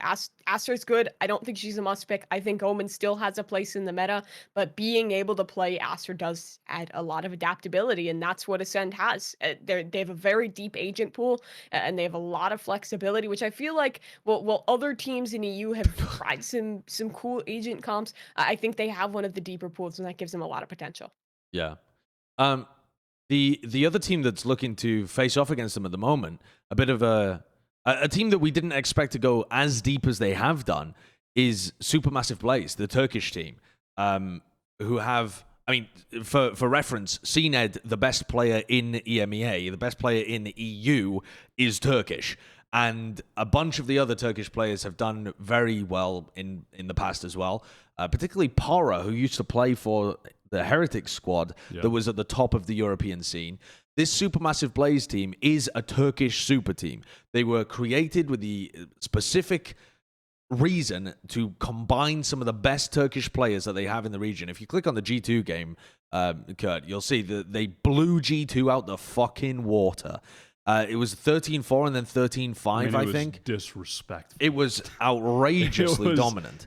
Disrespectful. Not a good game. Not a good game at all by G2. But in terms of Supermassive Blaze's performance, yeah, they're fucking nuts. Dude. And if you bring up the roster that they're running again, Kurt, they are stacked to the rafters. I wasn't sure exactly how well this team would perform because they've only been a team for like a month and a half. Yeah. And so I thought maybe they'd finish 4th, 5th. Like maybe they'd get in over FPX. Fucking FPX. We'll talk about them later, the little bastards. Or they'd finish 5th and just miss out on a trip to Berlin. But they have exceeded my somewhat high expectations for them already in terms of making it already qualifying for Berlin. They are the second team to be able to make it through. They're going to be playing against Acend. Acend said they were more scared of SMB than they were of Gambit, so that shows you like the level of respect. Yeah. And sorry, Kurt, if you just pull up the roster again, I'll just fucking throwing you for a loop here. They've got Izzy. Izzy is the second Turkish CNED, if you want to believe the players that are inside the scene, and he's also putting up nutty numbers. And there are 2 other Jett players that he's benched onto different roles because they wanted him to play Russ Jett. Is a support. Yeah, Russ and Turco are both playing support roles for Izzy because Izzy is that good on Jett. And the fragging across the roster is outrageous. I mean, I was going to say the G2... I mean, you want to talk about like, G2, the game plan. Dude, the game plan goes out into the bin when you lose every aim duel. I mean, I'm surprised they had any kills at all in this series. I mean, on that second map, every single time it went to Turco's POV, it's just like, okay, I mean, he just headshots everybody. Yeah, they just don't miss. Instantly. They literally just didn't miss. I mean, they played with lovely pace. It seemed like one of those scenarios to me where you see a team playing with high pace, they're willing to play fast, and when everyone's on the same page with that, the trading and everything, it just follows along with it, right? And they are... this is another one of those situations, though, where we're talking about when we're comparing individual skill, and there are prerequisites to being at the top. Yeah. They hit that one. I mean, the skill is out of control on every role. They really do look like another team that can contest in the top 4, reasonable challenger for Sentinels. In regards to that alone, I think. They're such a new team, though. I'm still not sure whether this performance was an overperformance, because when I was watching their Turkish games, when they played against Oxygen and they won in the finals, and when I was watching their game against FPX as well, they certainly had moments where they were just banging out their opposition. They're all Vandal players. I mean, apart from Brave. They all use the fucking Red Dragon Vandal as well. And they're all, if they're hitting, they're hitting. But there were definitely moments of them being mortals in those other series that they played. Whereas it felt like in this game, they had just reached another peak. And so I want to see more of this team over the course of the rest of this tournament. And hopefully, actually, they go down to the lower bracket. I'd like them to lose to Acend and go through the lower bracket so that there's even more data for us to have a look at in terms of them playing the upper final, the lower final, and then the grand final. I'd like to see 3 more series from these guys to see what the level of consistency is. Because that's what it comes down to me, is how consistent can they be with this level of firepower? Because if they're consistent with it, oh my God, they're so scary. That is the question, right? Because, Berlin is also like an 11-day tournament. Yeah. So they could have a heater on one day, but if they're too dependent on winning duels to win rounds in some of these situations. Because they do shit like this, where they're just... power is just pushing through a smoke. And he just kills 3 people. And wrecking people. Yeah. I mean, I feel like if they play up against a team like Sen, I feel like we could see them falter a lot because they are a very aim duel focused team, and you go up against a squad like the Sentinels that has that similar level of individual prowess and also has a really strong support structure with flashes and the like. I think we could see a situation where they start to get out aimed, and because they're a newer team, they maybe stagnate a little bit. I don't know if they've shown me a huge amount of depth thus far. I've only watched like 1 or 2 games of these guys, so I don't want to fully pass my judgment on them. I think the potential is there, but with any new squad, there's always going to be issues that crop up. And once they do get on into Berlin, they're going to be playing against the cream of the crop, and I think they'll be able to make a run. But I don't see them in that top 3, top 4, to be honest. Tactically, I have been impressed with them, though. I think in terms of they're still smart in terms of how they rotate on defense, how they position things. They're pushing certain areas to get info at the right times. They're not just a brainless team, you know. I think that would be a mischaracterization. But I get what you're saying in terms of, we've seen it before with other teams that they just look like they're on a fucking crazed heater. I mean, FaZe are the best example. These guys are not FaZe, but to use the FaZe example, they are banging everyone else out. They're owning them in terms of individuals. They go up against Sentinels, they just get rolled every time. Because once you are matched evenly when it comes to mechanics, you need something else to be able to push you over the edge. I think they've shown us parts of that. They also play really weirdly. Kurt, I'm not sure if you can find the game against G2 when they played on Bind. There are a lot of different rounds where they started the round 4-1 stacking their defense on Bind. And they were just playing Para alone on Killjoy on defense on Bind on A. And they were just playing for retake A with his ult. But G2 didn't get the read on that because it's so unusual.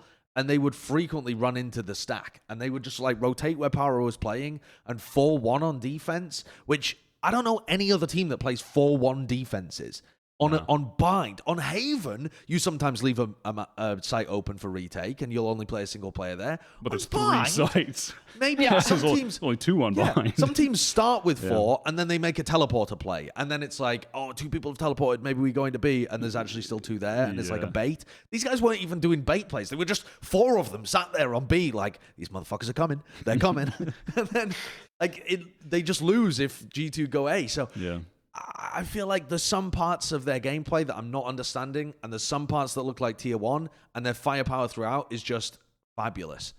Is this one of those? Oh, this is one of the rounds where they just left Izzy on A, AWPing in heaven by the look of it. They actually lost this round. I think G2 won this one because they were playing a 4-1 setup, and G2 just happened to pick the A site, went all the way in with the Seekers, and then Kellex overpushed into spawn. This was like one of the only rounds that G2 won in the entire map, but it was set up from this like weird idea to play this 4-1 defense. I don't know.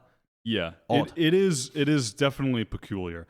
I really do think that again, the sample size is small, so I'm not gonna try and go too crazy, but it does look to me that they have the potential to be like a top 4 team at this event. It's just for me, given the consistency that they can bring over that 11-day period, because a fair point as well. Hopefully we get to just see more of them in this tournament. And there's been a couple days since they won that game as well. So if it's, just one of those days and moments where you just literally cannot miss, it's hard to recreate that every single day. Sure. So I think it'll even be reasonable to see where they are against Ascend and, for the rest of this EU bracket. Yeah. I think that is the biggest question, though, because if they can play if they can individually appear at that level or even 5% less is their average. Sure. That's amazing. That is outrageous still. So. Yeah. And G2 did also have a very poor game. Like, G2 did not look good in that game. So I want to see them play against another team that has been playing incredibly well. An Ascend or a Gambit at this point in the bracket. Well, let's talk about another team that SuperMassive Blaze beat that was not playing particularly well. FPX. Oh my. A lot of people in the scene have been big fans of FPX for a while, since the beginning of since halfway through 2020, if we want to talk about that, or the beginning of 2021, whenever. They've looked occasionally like they should be the inheritors of the crown in Europe.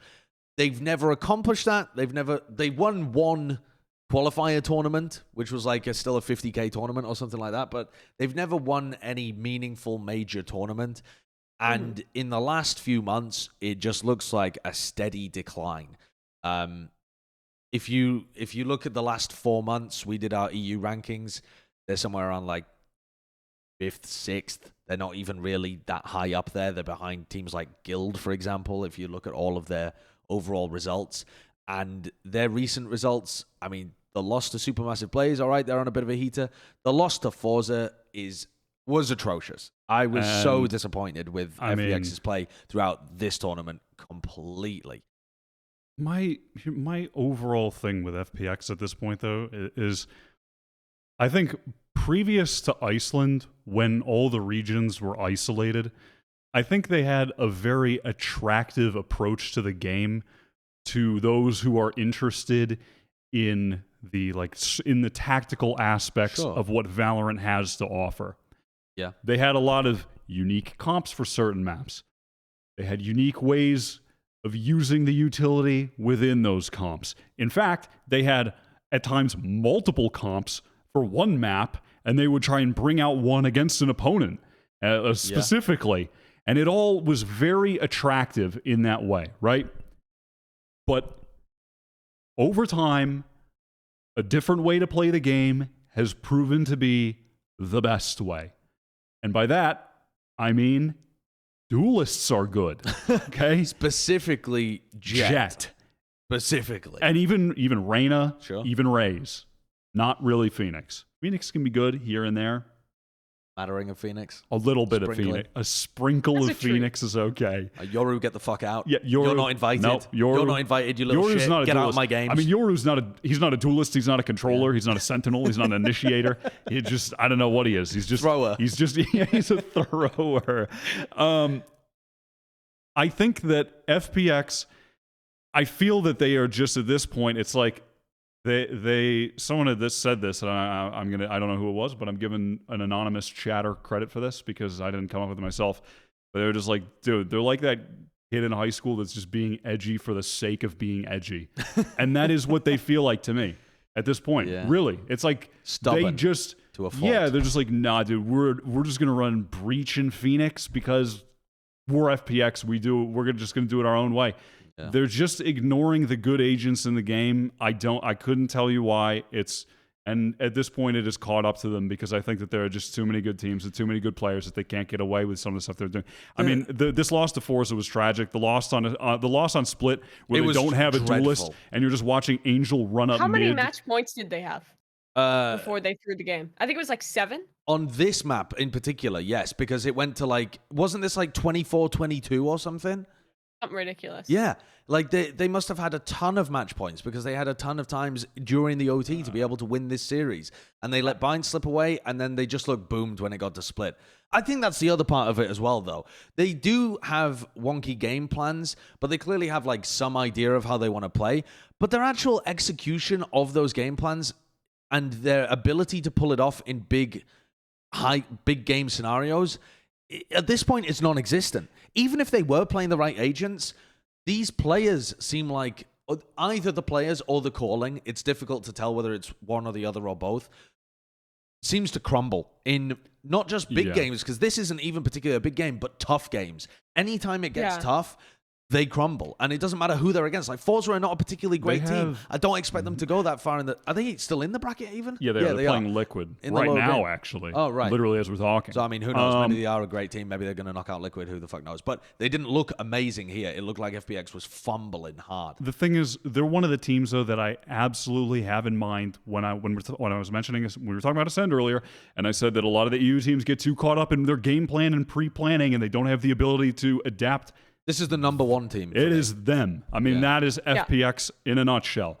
I mean, I don't know what the thought process was on Split. Can we just bring up some of the comps that they've been playing, Kurt, to illustrate this? It's so weird. Because I feel... there are some times in FPX's past where they've played no duelist comps or something like that, but you can see the synergies, right? It feels like recently, I can't even tell what the hell the synergies are that they're going for. I don't have a clue. The Breach Phoenix stuff, that's no one's trying to play that. There's no There's no natural synergy there. If you're playing, Wow, they won with a Jett on Icebox. That's crazy. That's the fucking other annoying thing, is that Xiao was playing Jett and they were getting huge value out of that, and yet they don't want to lean into it, and instead they put him on supportive roles like the Omen for other games. And that makes no sense to me. Like Angel, look at what he's doing on Omen. Yeah, Angel entering on 28. KO as well. Shadow's got a fantastic Sky, but they don't lean into it very often. They were playing Breach. Yeah, Sky is it's just Sky is so much better right now. It's like they don't know who the aggressive component of the team should be. And historically, it's been Zipan, but they've started transitioning him to Sage. Again, don't know why, because the team was at its best when Zipan was the entry. And now they've got either Angel entering or they've put Dimasic on Phoenix. And Dimasic's Phoenix has been decent in the past, but Phoenix is not useful right now in most scenarios as your primary entryer. Phoenix is only great as your secondary person behind a Jett or a Raze anyway. He's not supposed to be your fucking Chad entryer. People haven't played like that since August of last year. Drone. And even then he had Wardell on Jett. I mean, yeah. I mean, Kurt, you could, after this clip, you could show some of their other comps they've been playing recently too, and some of their other matches. But yeah, man, it's just tragic. I think it's time to end this. It feels it's like over. they just they thought of something cool in dry runs, and they're like, this would be a sick idea, and then they don't move past that. Like, they get this idea of what Valorant should be stuck in their head, and then the mid-rounding just never happens. The adaptation never happens once they actually hit the server. I don't know, who's the coach of this squad? Because I feel like part of the issue might honestly be in coaching, because someone's obviously enabling this comp. So, like, they just need to fix the mid-round. They need to fix the way they're playing once they actually get in officials, because like you said, they're just crumbling at all these big moments. Yeah, Doom Bros is one of the coaches. I think they have a second coach as well, but I can't remember who it would be. Yeah, but I think the way that Doom Bros has been operating, and this is not from him or anything, but just from my own speculation, is that he's more of like an enabler for Angel's ideas. Because I think the way that this team has always operated is very much like it's Angel's project. He comes up with the ideas. He's the in-game leader. He has this very strict way of how he wants the game to be played. This has always been the style that he thought was best in Valorant. You know, his former tweets of like, why NA teams playing so many duelists? There are agents in the game designed to throw utility for each other, and you guys aren't even using them. Yeah. Like, and there could have been a universe where he was correct. Bro, but that's not the one that we're living in at the moment. This is what I'm going to go back to another point that I made as well the other week after... the other week with all these EU teams, is that I swear for a lot of them at Iceland, they thought to themselves, fuck that, Fnatic aren't the best team. If we were there, we would have beat Sentinels with what we're doing. Fnatic were on a hot streak. They just signed Durka, and we're sticking to what we were doing. They did not, I think internally a lot of EU teams aren't giving Sentinels the credit that they deserve because they feel that if they were there, they would have done better. And that those weren't the best EU representatives, and they stuck to the same shit that they were doing before, even though at this point it's been proven that it's not the best way to play. And also, I hate one more thing. I hate the idea of like, well, if you just have 5 genius smokes and support players, you will control all of the map. And like you will set up play, but you need someone to actually make plays off of the space that you're gaining. Sure, and there is no one better to make a play than a Jett or a Reyna, right? I mean, you need, and also a Jett or a Reyna can just break that space right back open that you took with your fucking 9 lineups to take shower. One Jett can peek that and get a kill and dash away, and then all of a sudden, rounds right back open, right? Yeah. I mean, it's, I swear there's just a refusal to admit that the optimal way to play the game is kind of getting figured out, and it has a lot to do with playing at least one of the best duelists. But Jett is just too broken. Yeah, no, I mean, it's just, if you refuse to play Jett, I'm sorry. I just don't. And also, even before Sky was nerfed, Shadow was playing Sky and was so good on Sky. And it's like, he was the best Sky in Europe probably at that time. I think Breach is better than Al, though. I mean, they don't even feel like they capitalize off the Sky fully. And like the thing is, even when you take all that space, when you take all that utility, especially I'm talking about the attacker side, when you play these slow defaults, you play your map control with all your util. Valorant's not Counter-Strike. You don't have to actually phase check space to get it back. One owl drone, one sky dog, that space is lost, that info is lost, and then what? You're on the other side of the map. You don't fully understand what space you've lost, and then your opponent can just have one sky, or excuse me, one jet, push on in, reclaim that space. It just, when you have no speed, Valorant is a game that in a lot of ways is about speed. That's why I feel like Ascend has been so successful, because they're so fast in the mid round, and it's that Skyjet combination that allows it. And when you cannot play lethargic in this game when you're up against squads like Ascend, when you're up against squads like Sentinels that will just get in your face and shut that down. They're not going to let you play your perfect chess game. Yeah. But all facts. But yeah, no printer. All facts. No printer detected. I want to. The argument though about them being stubborn against Sentinel's success would also have to ignore the success of not just Ascend in Europe, who won Masters won the qualifier for stage 3. No, I mean, Masters do you mean 1? Masters no, 1? I'm trying to remember in my head. Yeah, they won Masters 1 and looked incredible at the beginning of Stage 3. So you'd have to ignore not just them, but also when Heretics was playing, and they were playing Nisa on Reyna all the time, and Nuki on Raze. Yeah, and everyone like that, and nobody, but a lot. I don't know. That is a good point. And like the top teams in Europe have played proportionally more duelists than the other teams in Europe. That is true. I didn't even think about that. The correlation right. exists in the European region as well. Yeah. It's just that teams have been slow, I think, to realize it. But at this point, it is undeniable. It is undeniable. And I feel like if you have an IGL that wants the game to go in a different direction, you need to get them a dose of truth just for a moment. And then, maybe one day the game will work the way that you want it to work. Maybe one day these comps will be the best. Maybe, Jett's dash gets nerfed and you can't do it as often, or whatever. There might be some nerf to those kind of agents where you can't disrespect utility as much and get away with it. And then utility becomes king and people are all playing zero duelist comps. That could be a thing. There are meta changes in this game all the time. But it's not the world that we live in right now. It just doesn't appear to be. You can get away with running one duelist at the moment because Sky is so good. You can maybe get away with running a zero duelist comp specifically on like Split or something, but you can't be doing it everywhere, and you can't be having that as your like. Look at what Izzy is doing. Yeah. Mobility is just so broken. Yeah. Mobility is so broken in this game. Yeah. And I don't even think that no duelist comps are impossible, because we've seen them work. That like the Liquid / what was it? It was the Aussies in NA. Why can't I think of their name? The Sonics were running this comp as well on Haven, where they had the Sky and the Sage, and they basically use that as your point of initiation. I'll accept no duelist comps when you have a really strong Sky player, but they're not doing that. They're running fucking Breach and Phoenix. I don't know. It just makes no sense. Breach and Phoenix on Split is, and then Omen really and Viper as well. This feels like a silver ranked instalock comp that I'm looking at. It is weird though, because I just can't exactly tell where the synergy lies. It's not even like, I mean, if you're saying the Viper combos with the Phoenix, then you'd rather have the Sky to flash through it. Where's anyway, the Omen fit in? It's just madness. But it's also, madness, Josh. It isn't just the agent picks. In their game against Forza, not only did they have the agent picks that were working against them, I think, and they're a little behind the meta, it's not just the fact that they crumble in tough games as well, but they also failed to make the adaptations necessary. In the game against Forza, I was tearing my hair out, what little is left of it, because when they were on the attack side, FPX loved to make contact reclears of don't areas. speed the process up, Josh. I was tearing chunks out of the back. You guys can't tell, but there's only a tiny little portion on top right now. They love to make contact pushes up mid, right? Yeah. They love to do that.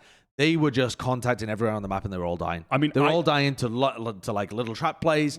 The guys just being happy to face angles that they weren't expecting them to be on, and FPX just walked to their death. It was like they had been put under a spell and they just had to walk into the enemy crosshair and die. Otherwise, their family was going to be tortured or something. I've been having a nightmare where I'm a Cypher cam in male, and I just infinitely watch Angel walk up mid and die to a player standing in male over and over. Yeah. And it just never ends. It never... Oh, wait, we'll get him this time, guys. Just walk me up mid again. Yeah, and it's good. The FPX plan is good when it works, and then when it doesn't work, they don't seem to have that adaptation. All of this point, though, my point here is that if you're trying to fix this team, to me, a lot of the issues come back to Angel. And that isn't really fixable because Angel is inseparable from the team. If you're trying to fix the team, you can't fix them by replacing the core of the team. You're making a different team at that point. They're not going to play anything the same. They're not even going to... The players wouldn't have been together. They're going to have a different entire structure. Might be for the best. I think that's what they need. They might not even... This team, I don't know whether anyone can step up and be in the IGL. We don't even know whether these players are great in a more fluid system. At that point, you're just dissolving the team. Listen, you're not... I know what to do. You're just making them free agents at that point, I feel. I know what to do. What? You sign... Wait, did Eccles get signed already? I think he was standing in for an IP for that's what I thought. He was standing for in. Kukos, but I don't know. You get in Eccles. You have him play controller. Maybe you don't get Eccles. I don't know. I was just thinking of the first in-game leader I can name. I don't know if you actually get Eccles, but my point is maybe you get a new IGL right, or you convince Angel to let Xiao play Jett. Either or. I think, honestly, I'm not going to say this is all they really need, but I would pose the question of, I guess, how much better do you think they would have done in this tournament if they just had Xiao play Jett and Dimasic play Cypher? And they had Shadow on Sky. I'm not sure. I really don't know. Because you just don't see them play those kind of comps. I don't know what they'd be like. I really don't. Like, they do play that on Icebox, and I think that was a good move from them. And I'm disappointed it didn't extend throughout the rest of their map pool. And maybe that'll be the adaptation that they go towards. But they're probably not even going to make last chance qualifiers. They're just out for the rest of the year, in all likelihood. Because I don't exactly know how the point breakdown works at this stage in the bracket. There's games going on right now as well. But I think they need, like, Guild to qualify for Berlin. Like, they need Guild to beat G2. If G2 qualify for Berlin, they'll have enough points to bump FPX off the table, I believe, is how it works. So unless Guild, who already have points, qualify, then they're screwed. And it doesn't seem that likely. There's a chance that Guild qualify for Berlin, but it doesn't seem that likely. So they're probably facing some serious questions about what they do with this team. And the story of FPX is profoundly disappointing. It is a squad that people had such high aspirations for, that a lot of people who love the tactical game enjoyed watching, and yet they haven't actually been able to translate that into any kind of meaningful success, and they've just kind of slipped down and down and down and down until they're having these exceedingly disappointing results. Yeah. Unfortunate. Again, they live in that space that is the most frustrating as a viewer, similar to 100 Thieves, but 100 Thieves have now actually lived up to the expectation, which is, you see that they have all the potential. They have, at the end of the day, they still have Zipan on the team, Xiao on the team. They have crazy players on this roster, and they just never put it together. And it's just profoundly disappointing. And mold-inducing as a fan. I mean, what a way to win as well for Forza. What a way to win. I want to end this on one last note for FPX, which was someone in my chat was saying, if FPX were a CIS team, they wouldn't have even qualified. They have three CIS players. If Angel wanted to play in CIS, they could have been a CIS team. And they lost to Forza.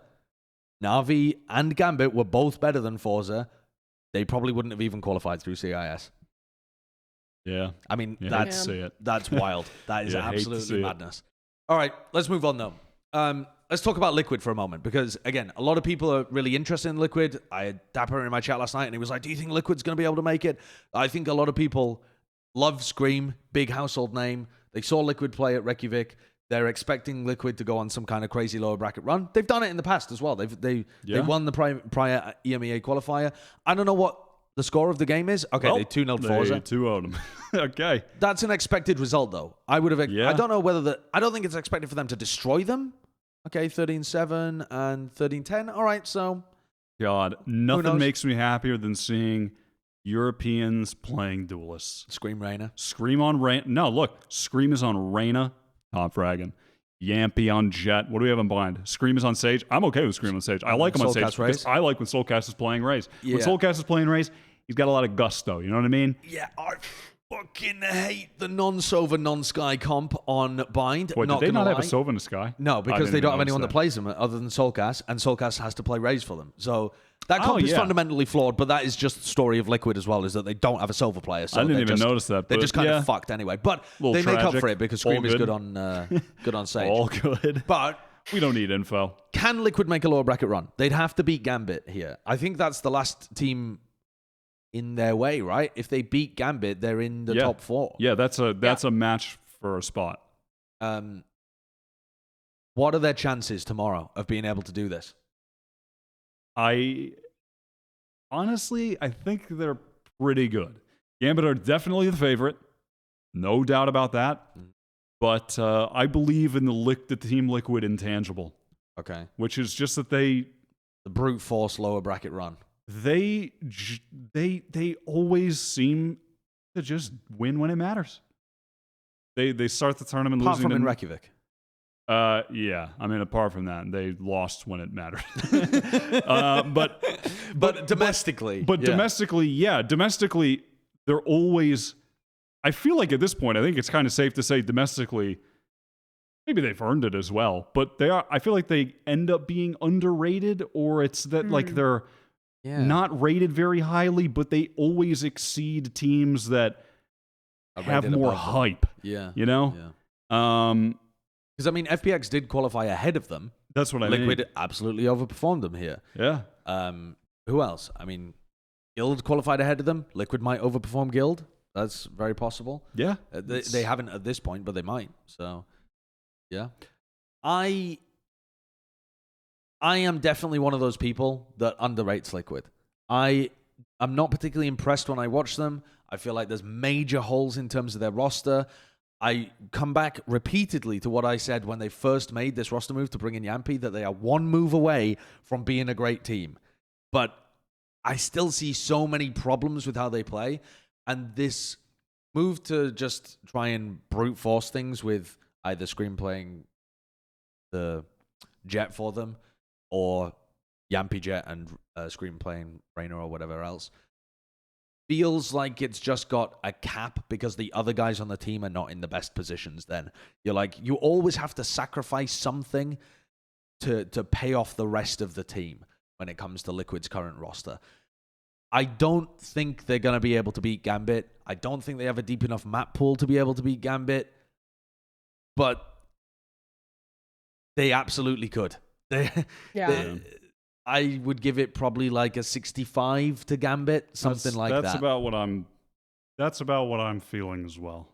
Am I on the hopium? I think I'm on the hopium. I almost want to give him a little more credit. I think Yampy was really good to add into this roster. I like Yampy's calling. I think obviously the no Sova, no Sky on some of these maps, it's an issue. It's not fantastic, and I think that they probably will need a move at some point to fix that, or they'll need someone to step up and to take that role specifically. But I feel like there's just I don't know why it was kind of going at. There's like a certain factor to Team Liquid. They have these crazy individual players. Scream playing Duelist. Duelist is good. I think he can almost single-handedly make himself a huge player, a huge factor in this. They're kind of done with that KO play. I think there was an interview with Sliggy where it was like, we tried it, didn't really work out. We're going to go back to our more classic play with him just rocking with the Duelist.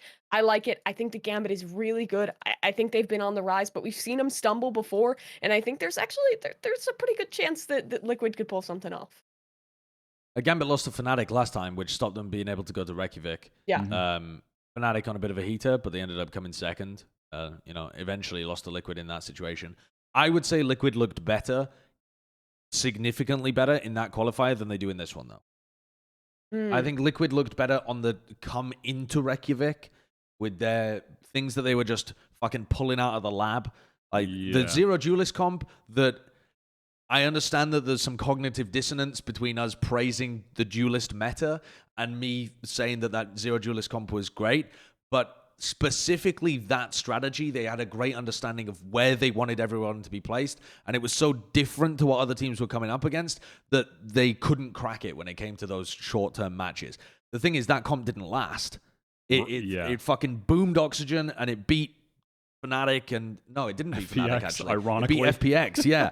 So it beat the teams that couldn't adapt to it. Maybe that's why FPX won't get away from the no duelists. Exactly. Liquid beat us with this shit. But it didn't beat Fnatic. They didn't carry it into Reykjavik. So, but what I liked about Liquid then is that they had a huge amount of creativity. They had these like pocket picks that they were going to throw at you.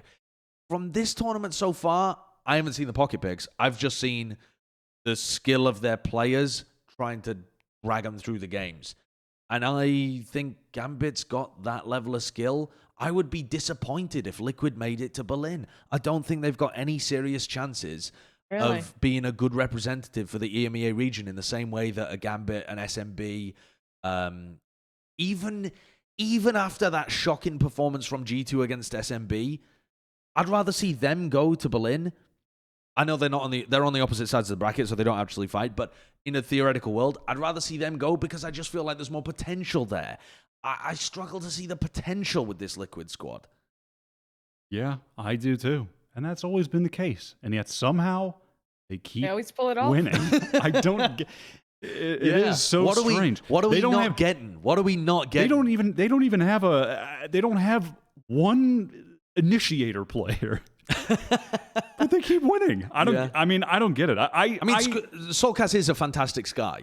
Yes, his Sky is good, but I mean, the Sova has been extremely Sova's got to be the most played agent of all time, and they don't have someone playing him. Apart from Jett, probably, but yeah. Probably even more playtime than Jett. Has to be. Yeah. Over the course of the whole game. Yeah, maybe. I mean, yeah, it is just outrageous that they keep winning, but they do keep winning. And I do think they're also one move away from probably leveling up still. Get a Sova player. But, Get a Sova player. Maybe. And then I think they could be that team. Yeah, potentially. Yeah. But, yeah, that... It's even awkward, though, who you would take away. Who would you even remove? Who would you even remove? Like, you don't want to remove Soulcast because he's a great Sky. He's got the Rays, but it fucks with your roles so integrally. You have a guy who plays Sky and Rays. You just need him you just need him to learn the Sova. But it doesn't seem like it's his thing. He's tried and it doesn't seem to work. Yeah, it's a weird one. It's so awkward. Yeah, and they're intertwined in terms of being friends, and they started like at the beginning of the beta with these three players plus the coach. And Sliggy's been very vocal about not wanting to make major roster moves, so it's all they have to do is simply not miss in the game, and they will qualify.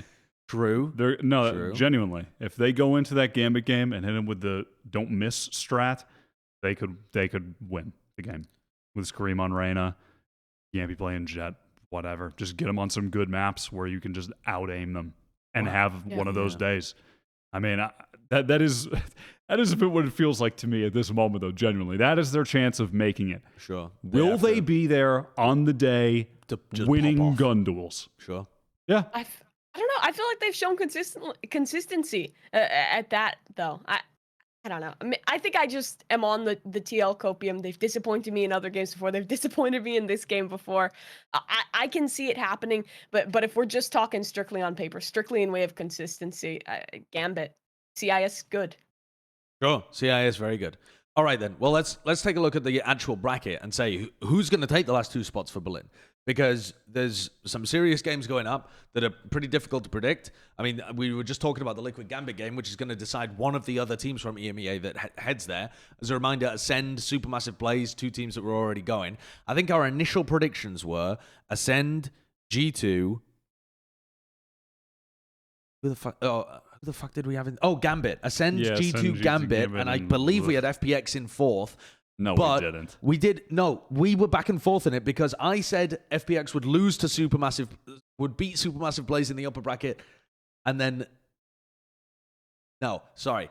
I said they would lose to Supermassive Blaze in the upper bracket, but beat them in the lowers. I was on that fucking FPX copium, and you were like, no, they're going to do it the other way around, because obiously they're going to lose when it matters. Lose to them in the second time. So I think you did predict SMB actually making it through. So you had SMB, G2, Ascend, and Gambit, which could all make it at this point. Does seem likely, right? I mean, obviously Gambit are the favorites in this upper bracket, though I think Liquid have a ton of perceived upset potential. I do think this lower bracket is dicey, though, honestly. Yeah, I think it is. I could see Giants actually beating Guild here reasonably. I think that Giants are in pretty good form. I think the win over Na'Vi was nice. But Guild also crushed the shit out of Fireflux. And Fam. Well, are okay. Fireflux the new Sentinels? What are you talking about? Fireflux are not the new Sentinels, but I think they're a pretty similar level team to like a Na'Vi or a Forza or something. No, they're not. I think they're pretty... they're pretty similar. No, they're not. I don't think they're that Fireflux? different. I don't think Na'Vi and Forza... I think Na'Vi have got some great individuals, but I think Fireflux is at least as good as Forza. They're just... Maybe they're as just good as like Forza. I think team. there's a gap between Na'Vi and then Forza and Fireflux. Maybe. I think there is. Possibly. I do think that Cloud and SSK played a fantastic tournament, yeah, and they did look pretty good. But to me, they all inhabit that same tier below the people that you're expecting to do well in the tournament kind of situation. And Giants are on the precipice of being in that exact same system as well. I think Giants are like a pretty similar to a Na'Vi. They're a tier 2 team with punching power upwards. Mm-hmm. Guild have got a lot of consistency. They normally lose to the big hitters. I don't think they're going to lose to Giants. And I actually think with the level that G2 has been playing against SMB, if G2 play the same way they did against SMB in that game, Guild takes it. But that's not the average level of G2. G2 should be favored if they play their normal game. But if they don't, if they play like they did against SMB, Guild take that. That was a really poor match. Did Guild from actually G2. finally make it? I don't know. Yeah, Is this the Guild moment you've been waiting for? I would rather see G2 go. I'm serious. Yeah. I'm not a Guild fan in that sense. I respect them for their consistency in the EMEA scene, but I think G2 have the potential to be a lot better than Guild, even in the next 3 weeks of practice. They're not like Envy, where they're already at a great spot and they're going to get even better. I guess they kind of are, but not to the same degree, because Envy already had that basis, and so you're expecting them to be able to just fix a few issues and become a lot better. G2 have still got quite a lot of issues in terms of how they're playing, how they're syncing everything together, how they're supporting Kellogg's and reining him in at times. I still think that was a huge... That was one of the things I was hoping that they would have fixed going into this. And they haven't. And I don't think they have. No, they haven't. I don't think they have. I am underwhelmed with where G2 were at. I mean, SMB were on a stupid heater in that game, but yeah, they were pretty flat. You expect from a team... again, it's like the perceived caliber that we feel G2 should be at, which is like the top echelon. I don't. They should not be getting beat in that fashion by SMB. Yeah. No, even if SMB are on a heater against G2 and they win, I feel like you should still be hoping for G2 to get at least 9 rounds. Sure, yeah. But it was just not even contested. No, it wasn't. And also, Coldamenta has not been when he's playing Sky, there's no synergy between him and Kellogg's and Nuki. They're not feeding and setting up their plays in the same way. It's all very rushed on their attack side. At least it was in that SMB game, but I think that was a below average performance from them. I don't know who to predict through the lower bracket. I really don't. I feel like there's a good shot that Guild manages to make it, honestly. They might really think they might do it? You're starting to convince me, which is a problem. But the thing is, it's not really down to them. It's down to G2. Yeah. It's G2's game to lose. It's G2's spot in Berlin to lose. And if they don't make it, they will have lost that game in all likelihood. Also, they will have lost their year. It's over. They have no points. So surely they come into that lower round 3 game with fucking fire and brimstone, except miss out the brimstone. But fire and fury, right? I do think as well, I imagine obviously everything is on the line for them in this game that will likely be against Guild, though I do think Giants have a reasonable upset possibility here. I do think Guild are one of the teams you can really prep for and just kind of boom. I mean... more so than like an SMB But also, or Ascend.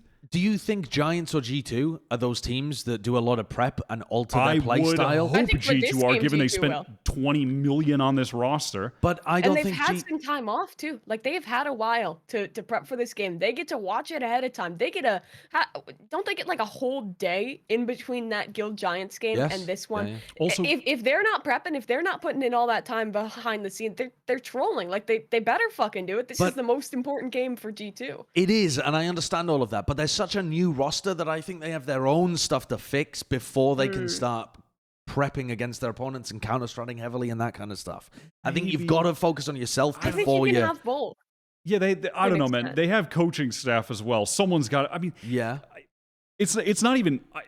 Yes, they'll have time to watch Guild if they beat Giants, but I don't even think Guild don't even look that much different from the qualifier. They play a very similar style. They're just they're Guild. I feel like you kind of know. You watch Guild, you're reasonably gonna know what to expect when you play Guild again, because they really have not changed much. And they're playing Breach on Icebox. Yeah, they're playing Breach on Icebox. You know damn well that the Flash is going through 410. All right, just don't get blinded by it. Like it's, G2 have everything to lose here. They should be winning. If they lose, it is a tragedy for not only the players and the level that we see them at in the scene, but also for the organization, given that they gambled everything on this. Yeah. So it is theirs to lose. Are they the favorites? Yeah, but is my confidence high at this point? No. Could we bring up, actually, Kurt, the EU qualification points for VCT? Do they have to make Berlin to be able to make last chance qualifiers, Yes. or have they already done it? They do, have to make because it, they have like no points for it now, because they have not made really much at all in VCT, and they had all the roster with. So the EU last chance qualifier got announced actually as well. It's going to be an online event, which I think is kind of fucking whack, but I hope that's just a temporary thing for this year because of COVID stuff. But yeah, where are they? So I mean, they're down at the bottom. Okay, so yeah, G2 only have 50 points currently, despite being in what even is it, like lower bracket round 2 or something? So this is the max they can get if they lose, is 50. Because they're already there. Yeah. Holy shit. Yeah. They do not get very many points. They need to qualify. Surprisingly deep in that bracket. Yeah. That's kind of bizarre how few points they get for being on the verge of making it to Berlin. So yeah, they need to qualify to be able to make it in. I mean, Guild are on the outside as well. They got 40. Oh no, wait. They've got 115 points. Yeah, if Guild will get 10 more though if they win this Giants game. If they win against Giants. Yeah. Then they will be in over Footballist and Oxygen. What day is the Giants game happening? Is that happening today? That's happening now. That's happening right now. Oh, well, we could look like idiots at the end of this, or at least I could, because I really don't think there's a large chance of Giants being able to take that. I feel like Giants are easier to prep against than Guild are in some way. I feel like the like late David P. Lurk and the it's incredible how many teams he's still booing with that. It is astounding, wild, actually. I mean, the Na'Vi were getting crushed by David P. They were walking behind. Guys, he's behind you again. Just turn around. Yeah. David P's timings are fantastic. Yeah. And like he lurks a full 5-10 seconds later than you would expect the lurk to come in. You know, you go, you look for him, you're like, all right, guys, this time he's not behind us. And so you forge your path forwards and you're like, oh fuck, he was behind us again. Yeah. But I feel like the especially when you get those domestic rivalries where they've played and scrimmed against Giants a lot rather than Na'Vi, who presumably haven't as much. I would expect them to be able to do all right there. Interesting though. Interesting. We'll see who manages to make it. Either way, it's going to be a fucking stonker of a tournament, Berlin. A what of a tournament? A stonker? Yeah, a stonker. What does that mean? Like an absolute stonking tournament. What? Like stonking. Next segment. No. Yeah, it's a word. Is it? It means it's British. Oh, informal British. Something which is that is actually you in a nutshell. Oddly enough, informal and British. I mean, now, informal and British. That is you actually. Yep. All right. Let's talk very quickly about Korea, because we already know the two teams that were going to qualify. I think we knew that last week, right? We already knew we the did. Vision It's just the Strikers finals have happened now. The finals occurred. Vision Strikers won 3-1 against F4Q. I think this was a very interesting game, actually, because it exposed weaknesses that have hitherto not been seen in Vision Strikers. Okay, go on, Shakespeare. That was formal British. I was throwing some of that at you as well to see if you recognize the difference. I mean, look at this F4Q comp on Icebox.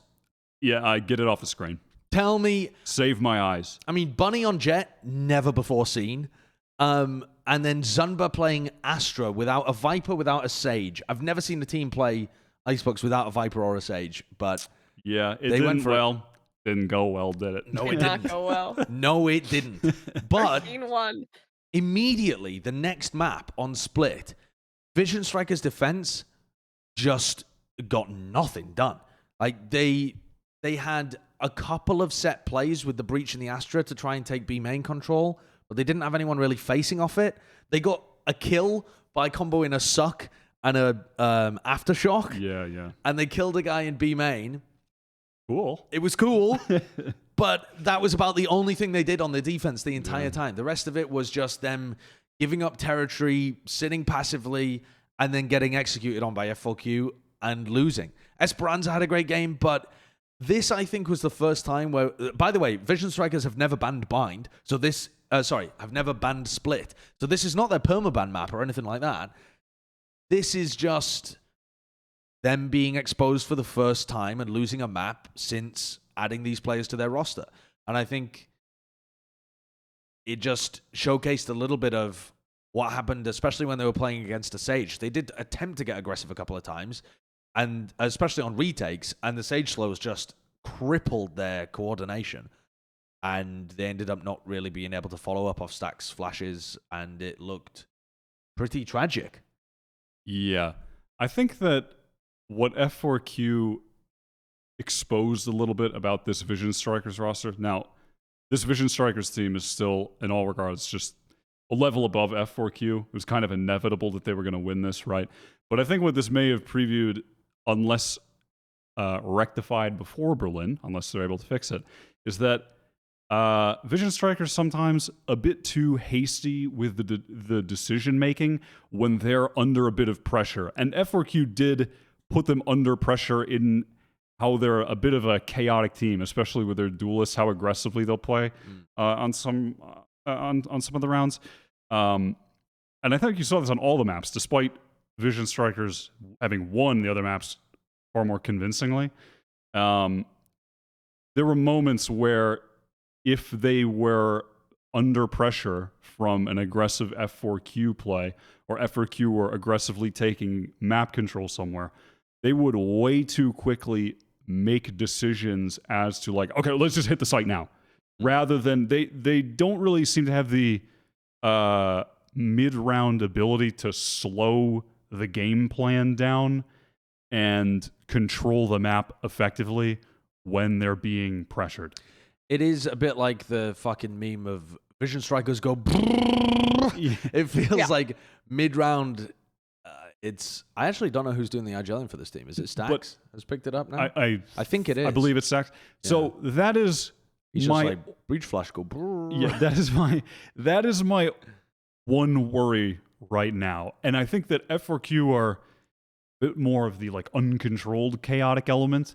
But when there are teams with, I think, better utility usage and fundamentals making aggressive plays, especially on defense, Vision Strikers will get exposed on some of these rounds where they are too quick to just, okay, we just got to hit a site and we just got to go. They failed to have the ability to slow the game down. But if we're talking exposed in this context, we're still only meaning that they don't like win against elite tier teams. That's right? what I'm talking about. We're talking like semi-finals. I'm talking about like against kind of games. An Ascend or an Envy or a Sentinels. I'm talking about they are in the upper echelon of the scene. We're not talking about Crazy Raccoon. No, I am not talking about Crazy Raccoon. I am talking about when the best teams pressure them with controlled aggression, they look like they are going to get heavily punished because they went unpunished in a lot of scenarios against F4Q, because I don't think F4Q are at that level to punish a team like Vision Strikers who can get away with, okay, we still have crazy individual skill, et cetera, right? I think they were getting away with a lot in this BO5. Yeah. I don't know. I feel like Vision Strikers is a squad that's so used to being able to dictate the pace that when that doesn't happen, they can sometimes start to crumble. Like it's a team that's very focused on the speed, very focused on the aggression. That's why they played the Breach. That's why they played the Jett. I mean, that's where like the Korean Jett meme comes from, because they're so good at just getting that pace, getting in your face. But I feel like, I mean, you talked about Ascend. I feel like when we talk about the Sentinels, when they stack up against those teams at Berlin, I think if there's something that they're good at, it's controlling their own pace, slowing down your opponent, forcing them to play your own game. I think in large part that's why they've been so dominant in their respective regions. So I don't know how great Vision Strikers is going to be when they're faced up against that. They're definitely going to be forced to play a little different than they can at home. I still feel like a semifinals appearance, a top 4, something like that, is potentially on the cards here. The big question for me as well is, because they have so many lovely set plays that they do. Yeah. And I think on Split, it really looked like they hadn't fleshed that out on defense. They didn't look to have the same level of depth in their playbook and applying pressure to their opponents. They were giving F4Q too much space, where really excellently on Ascent and on Bind is that they apply pressure to their opponents via these like little set plays, trap plays, all sorts of different. What I'm a little cautious about heading into Berlin is their map pool overall as well. They've only played Split twice. They've now lost one of those occurrences. Their Haven has looked a little shaky, and we don't really know what they're like on Breeze because they haven't played against a top-tier opponent, as far as I can remember. So they have 3 maps in the pool, their Bind, their Ascent, and their Icebox, that we know look really good, like really good top tier. What we don't really know is what their Breeze looks like, and they probably need to fix up one of their Split or their Haven before they get to Reykjavik. I think you need at least 4 maps in the pool that you feel very confident on if you want to make a deep run and take, a top 4 finish when it comes to the quality of teams that are going to be at Berlin. So they do have time to try and work on that. I feel like that has to be a focus for them, because when I watch Vision Strikers, they don't strike me as a Sentinels where everything's like fluid, improvisational. Their players are just really smart and they always have the right move. It's protocol based. It's if X happens, we maneuver in X direction. And so a lot of it ends up being fast because they have, if we get a pick here, we instantly pivot into this. If this dart gets used or whatever, we do X. They have a bunch of these set protocols for their mid-rounding, but those are map specific. You can't necessarily apply those to the entirety of your map pool because the maps play very differently. So I think having the extra time before Berlin to be able to build all of that out, probably going to be really important for the team. I agree. There are a lot of teams vying for the top 4, is what I'm realizing right now, too. Yeah. Vision Strikers, reasonable shot. SMB, Ascend, Sentinels, Envy, even 100 Thieves. Yeah. I mean,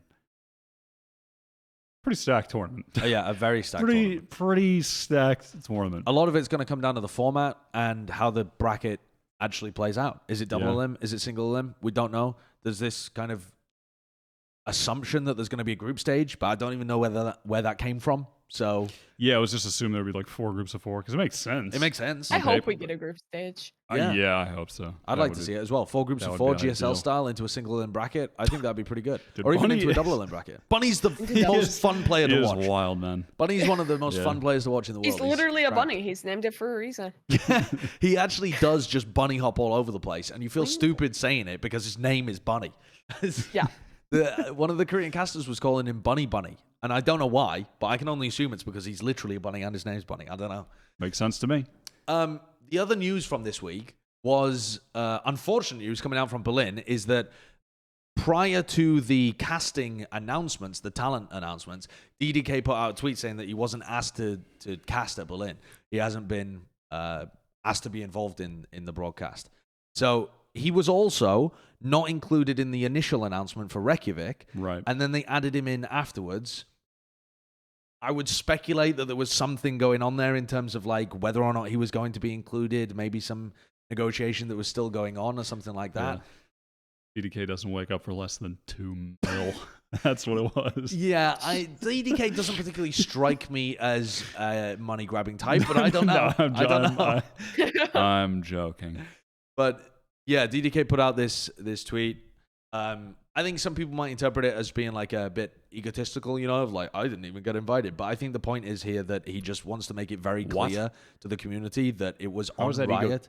Well, the point of like, he should have been invited, right? Oh. I could see people interpreting it in that way. Oh, but no, I don't think mean, it is in the slightest. He's an obvious inclusion for Berlin. The colon D dispels any of that. The second you have that smiley face in there, it's obviously well-intentioned. Yeah, true. Very true. Absolutely true. Yeah, you don't put the colon D if you're trying to get saucy. That's very true. And I mean, DDK's a freelancer. He has to let other people aware that he's available during these kind of times if they're going to assume that he's working Berlin. And he wants to make sure that he's cooking up content. Sure. So, gotta hit it on all fronts. This is a big blow.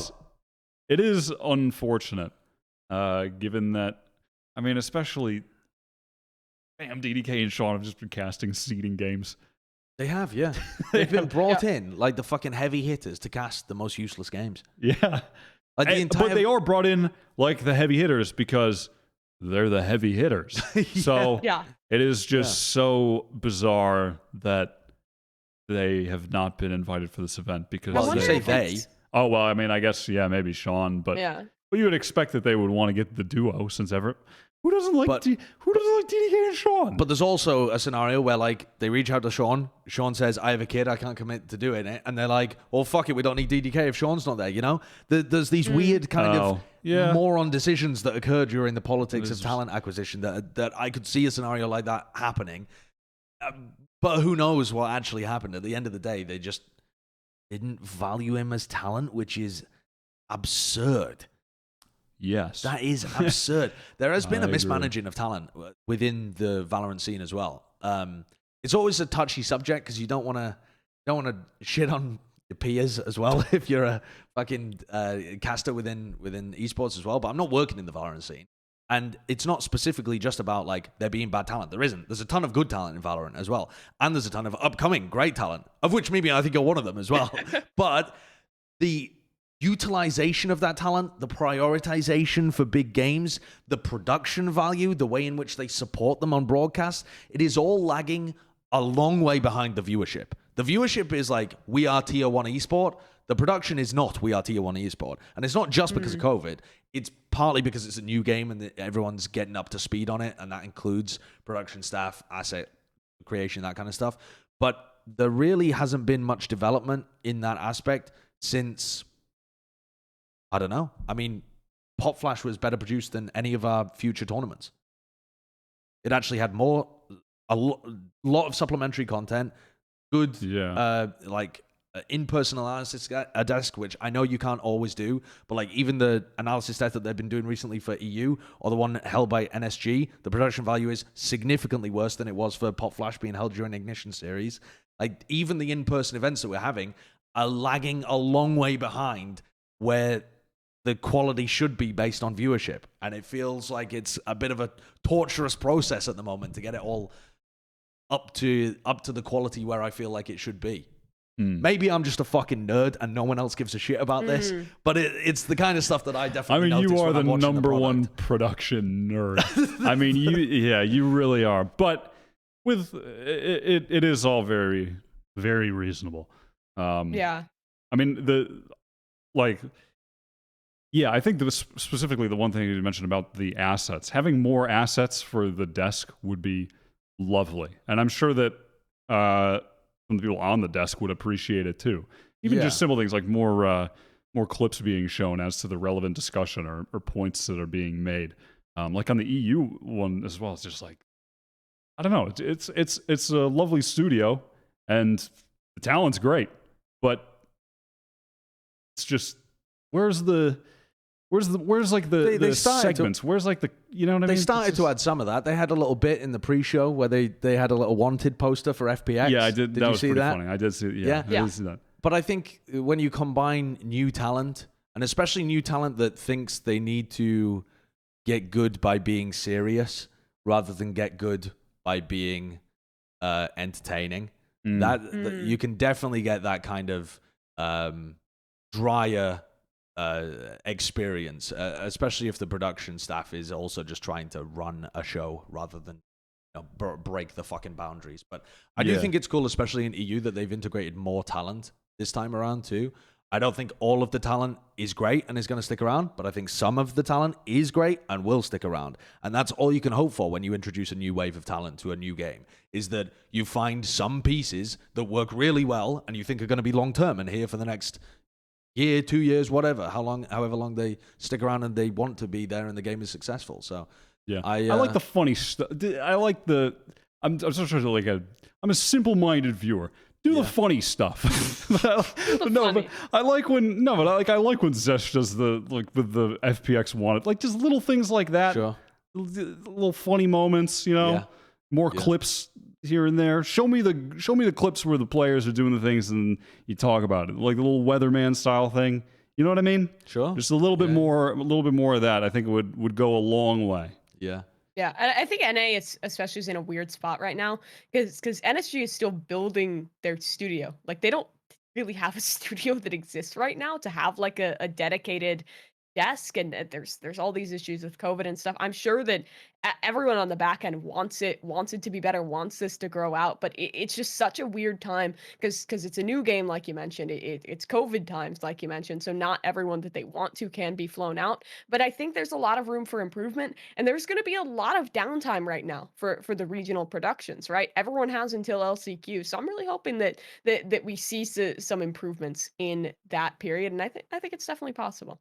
Also, Riot, get your fucking hands off the caster duos. Keep them where they are. Don't fuck with them. Stop mixing and matching people around. Oh, yeah, stop doing that. Leave. That's one of the biggest things that they do that mismanages talent, is just throwing people with duos that do not help each other. It happens in other games all the time as well. I mean, it's also just extra work for surely everyone involved to try and mix around all the just having a different partner. To be fair, they've been better at it recently than they were in the past, but that might be NSG rather than Riot, because I think they some decisions based on that too. But anyway, I can't go into full mold zone because piss people off. Okay, time for our most important segment of the week. Yep. What is it? We've seen this trophy before. Wyatt's Weekly Award. But who's getting it this time? Yeah. This time, listen. This time they're finally getting it, Josh. They've been begging for it. They've been mad in the comments, raging. Oh, you guys hate. No, we don't.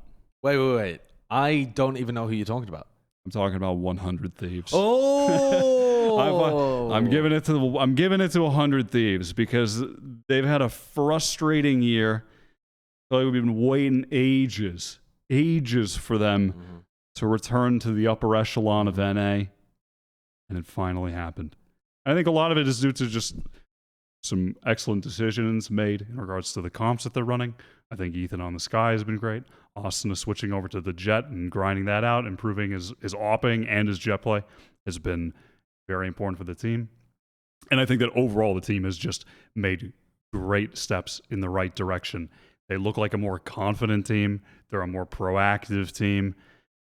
Even I think some of their supporting cast, it's like sometimes, I don't know, there are moments where it's like, man, I wish, I don't know, Hiko and Nitro and Seal would be more aggressive in some of these situations, And I think we've reached that point where they just look like such a better team than they have all year, man.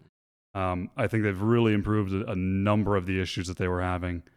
And I'm happy to see that 100 Thieves are finally performing where we've wanted them to perform for 8 months now. Sure. Yeah. So I have a question. Big credit to them. Okay. Question for people in the chat as well, actually. Okay. You've got 3 options. Option 1, option 2, option 3. 100 Thieves. 100 Thieves. The 100 Thieves. The 100? Who says the 100? I've heard the 100 Thieves being used. Who says it? I've heard I it said being it. used. I said it while I was casting, and I got fucking owned by the 100 Thieves fans for saying it. You just said it again. The 100 Thieves fans. Oh, wait. But that is the 100 Thieves fans. 100. What do you say then? Oh, If yeah, you're you saying can't say I got owned by. Well, I guess you could say I got owned by the 100 Thieves fans. The got owned comma by 100 Thieves fans. the 100 Thieves fans. You couldn't say that. I got right? owned by one. Wait, by yeah, you can't 100 say- Thieves you can't say fans. that. You can't say that. Yeah, could you say- can't only say I've been owned by the 100 Thieves fans. Or you could say They're very specific. They want 100 Thieves, I think, is what I've heard. They don't want one. Get the one. That number's fucking gone. We just want Just 100. 100. Just 100. just 100. 100 I Thieves. definitely never say 100 people not Thieves. allowed I to call always them say, Did I people think not I call always them say the Thieves? 100. Because I like calling them the Thieves. I feel like it's cool when you can call a team what they are. I don't know. Thieves? But people don't like that. Yeah, I don't mind Like, that. with the I'll call them players the not being fucking the thieves. dirty crooks. I'll call them whatever. I'll call them anything. Any synonym you like. The robbers. Enumerated pirates. yeah. Yeah. I definitely never say 100 Thieves. I always put something in. I think I in say front. 100 Thieves every time. I think I I normally guess say 100 Thieves. I haven't but I'm had not sure. anyone get upset at me yet, but maybe that'll change right now. Yeah. Tell us in the comments what you think it should be. They won't change it, but you can continue using it because they're not going to give a fuck, are they? You don't have a platform. so let us be your platform. Speak via us. I can be your conduit to the masses, all right? You've always wanted a megaphone, Papega clap. So that's me now. That's the end of our episode, apart from one important thing. Welcome to member. We're going to be running, hopefully, a couch stream for the Berlin show. Mm-hmm. Been doing our co-streams and shit like that in the meantime as well. Any new members, Mr. Curtis, that have been kindly supporting the channel? Yes, we got 2 new members this week. We got Zix and Shikaded. Welcome to member. Welcome to member. Thank you. Thank you. The full sentence is welcome to member, if you wouldn't mind. Welcome to member. There There we go. go. All That's right, much perfect. better. That's much Perfect. better. Excellent. All right, and I think that does it for episode 97. Oh, wait. Episode 97. Sorry, 57. I'm off the goop. Well, I don't know what that was, but we're testing out our new Instagram Shorts screen there, I think. So yeah, that was a clip of a Jett throwing a smoke on Haven. Hey, like, subscribe, and post it to TikTok. See you next week.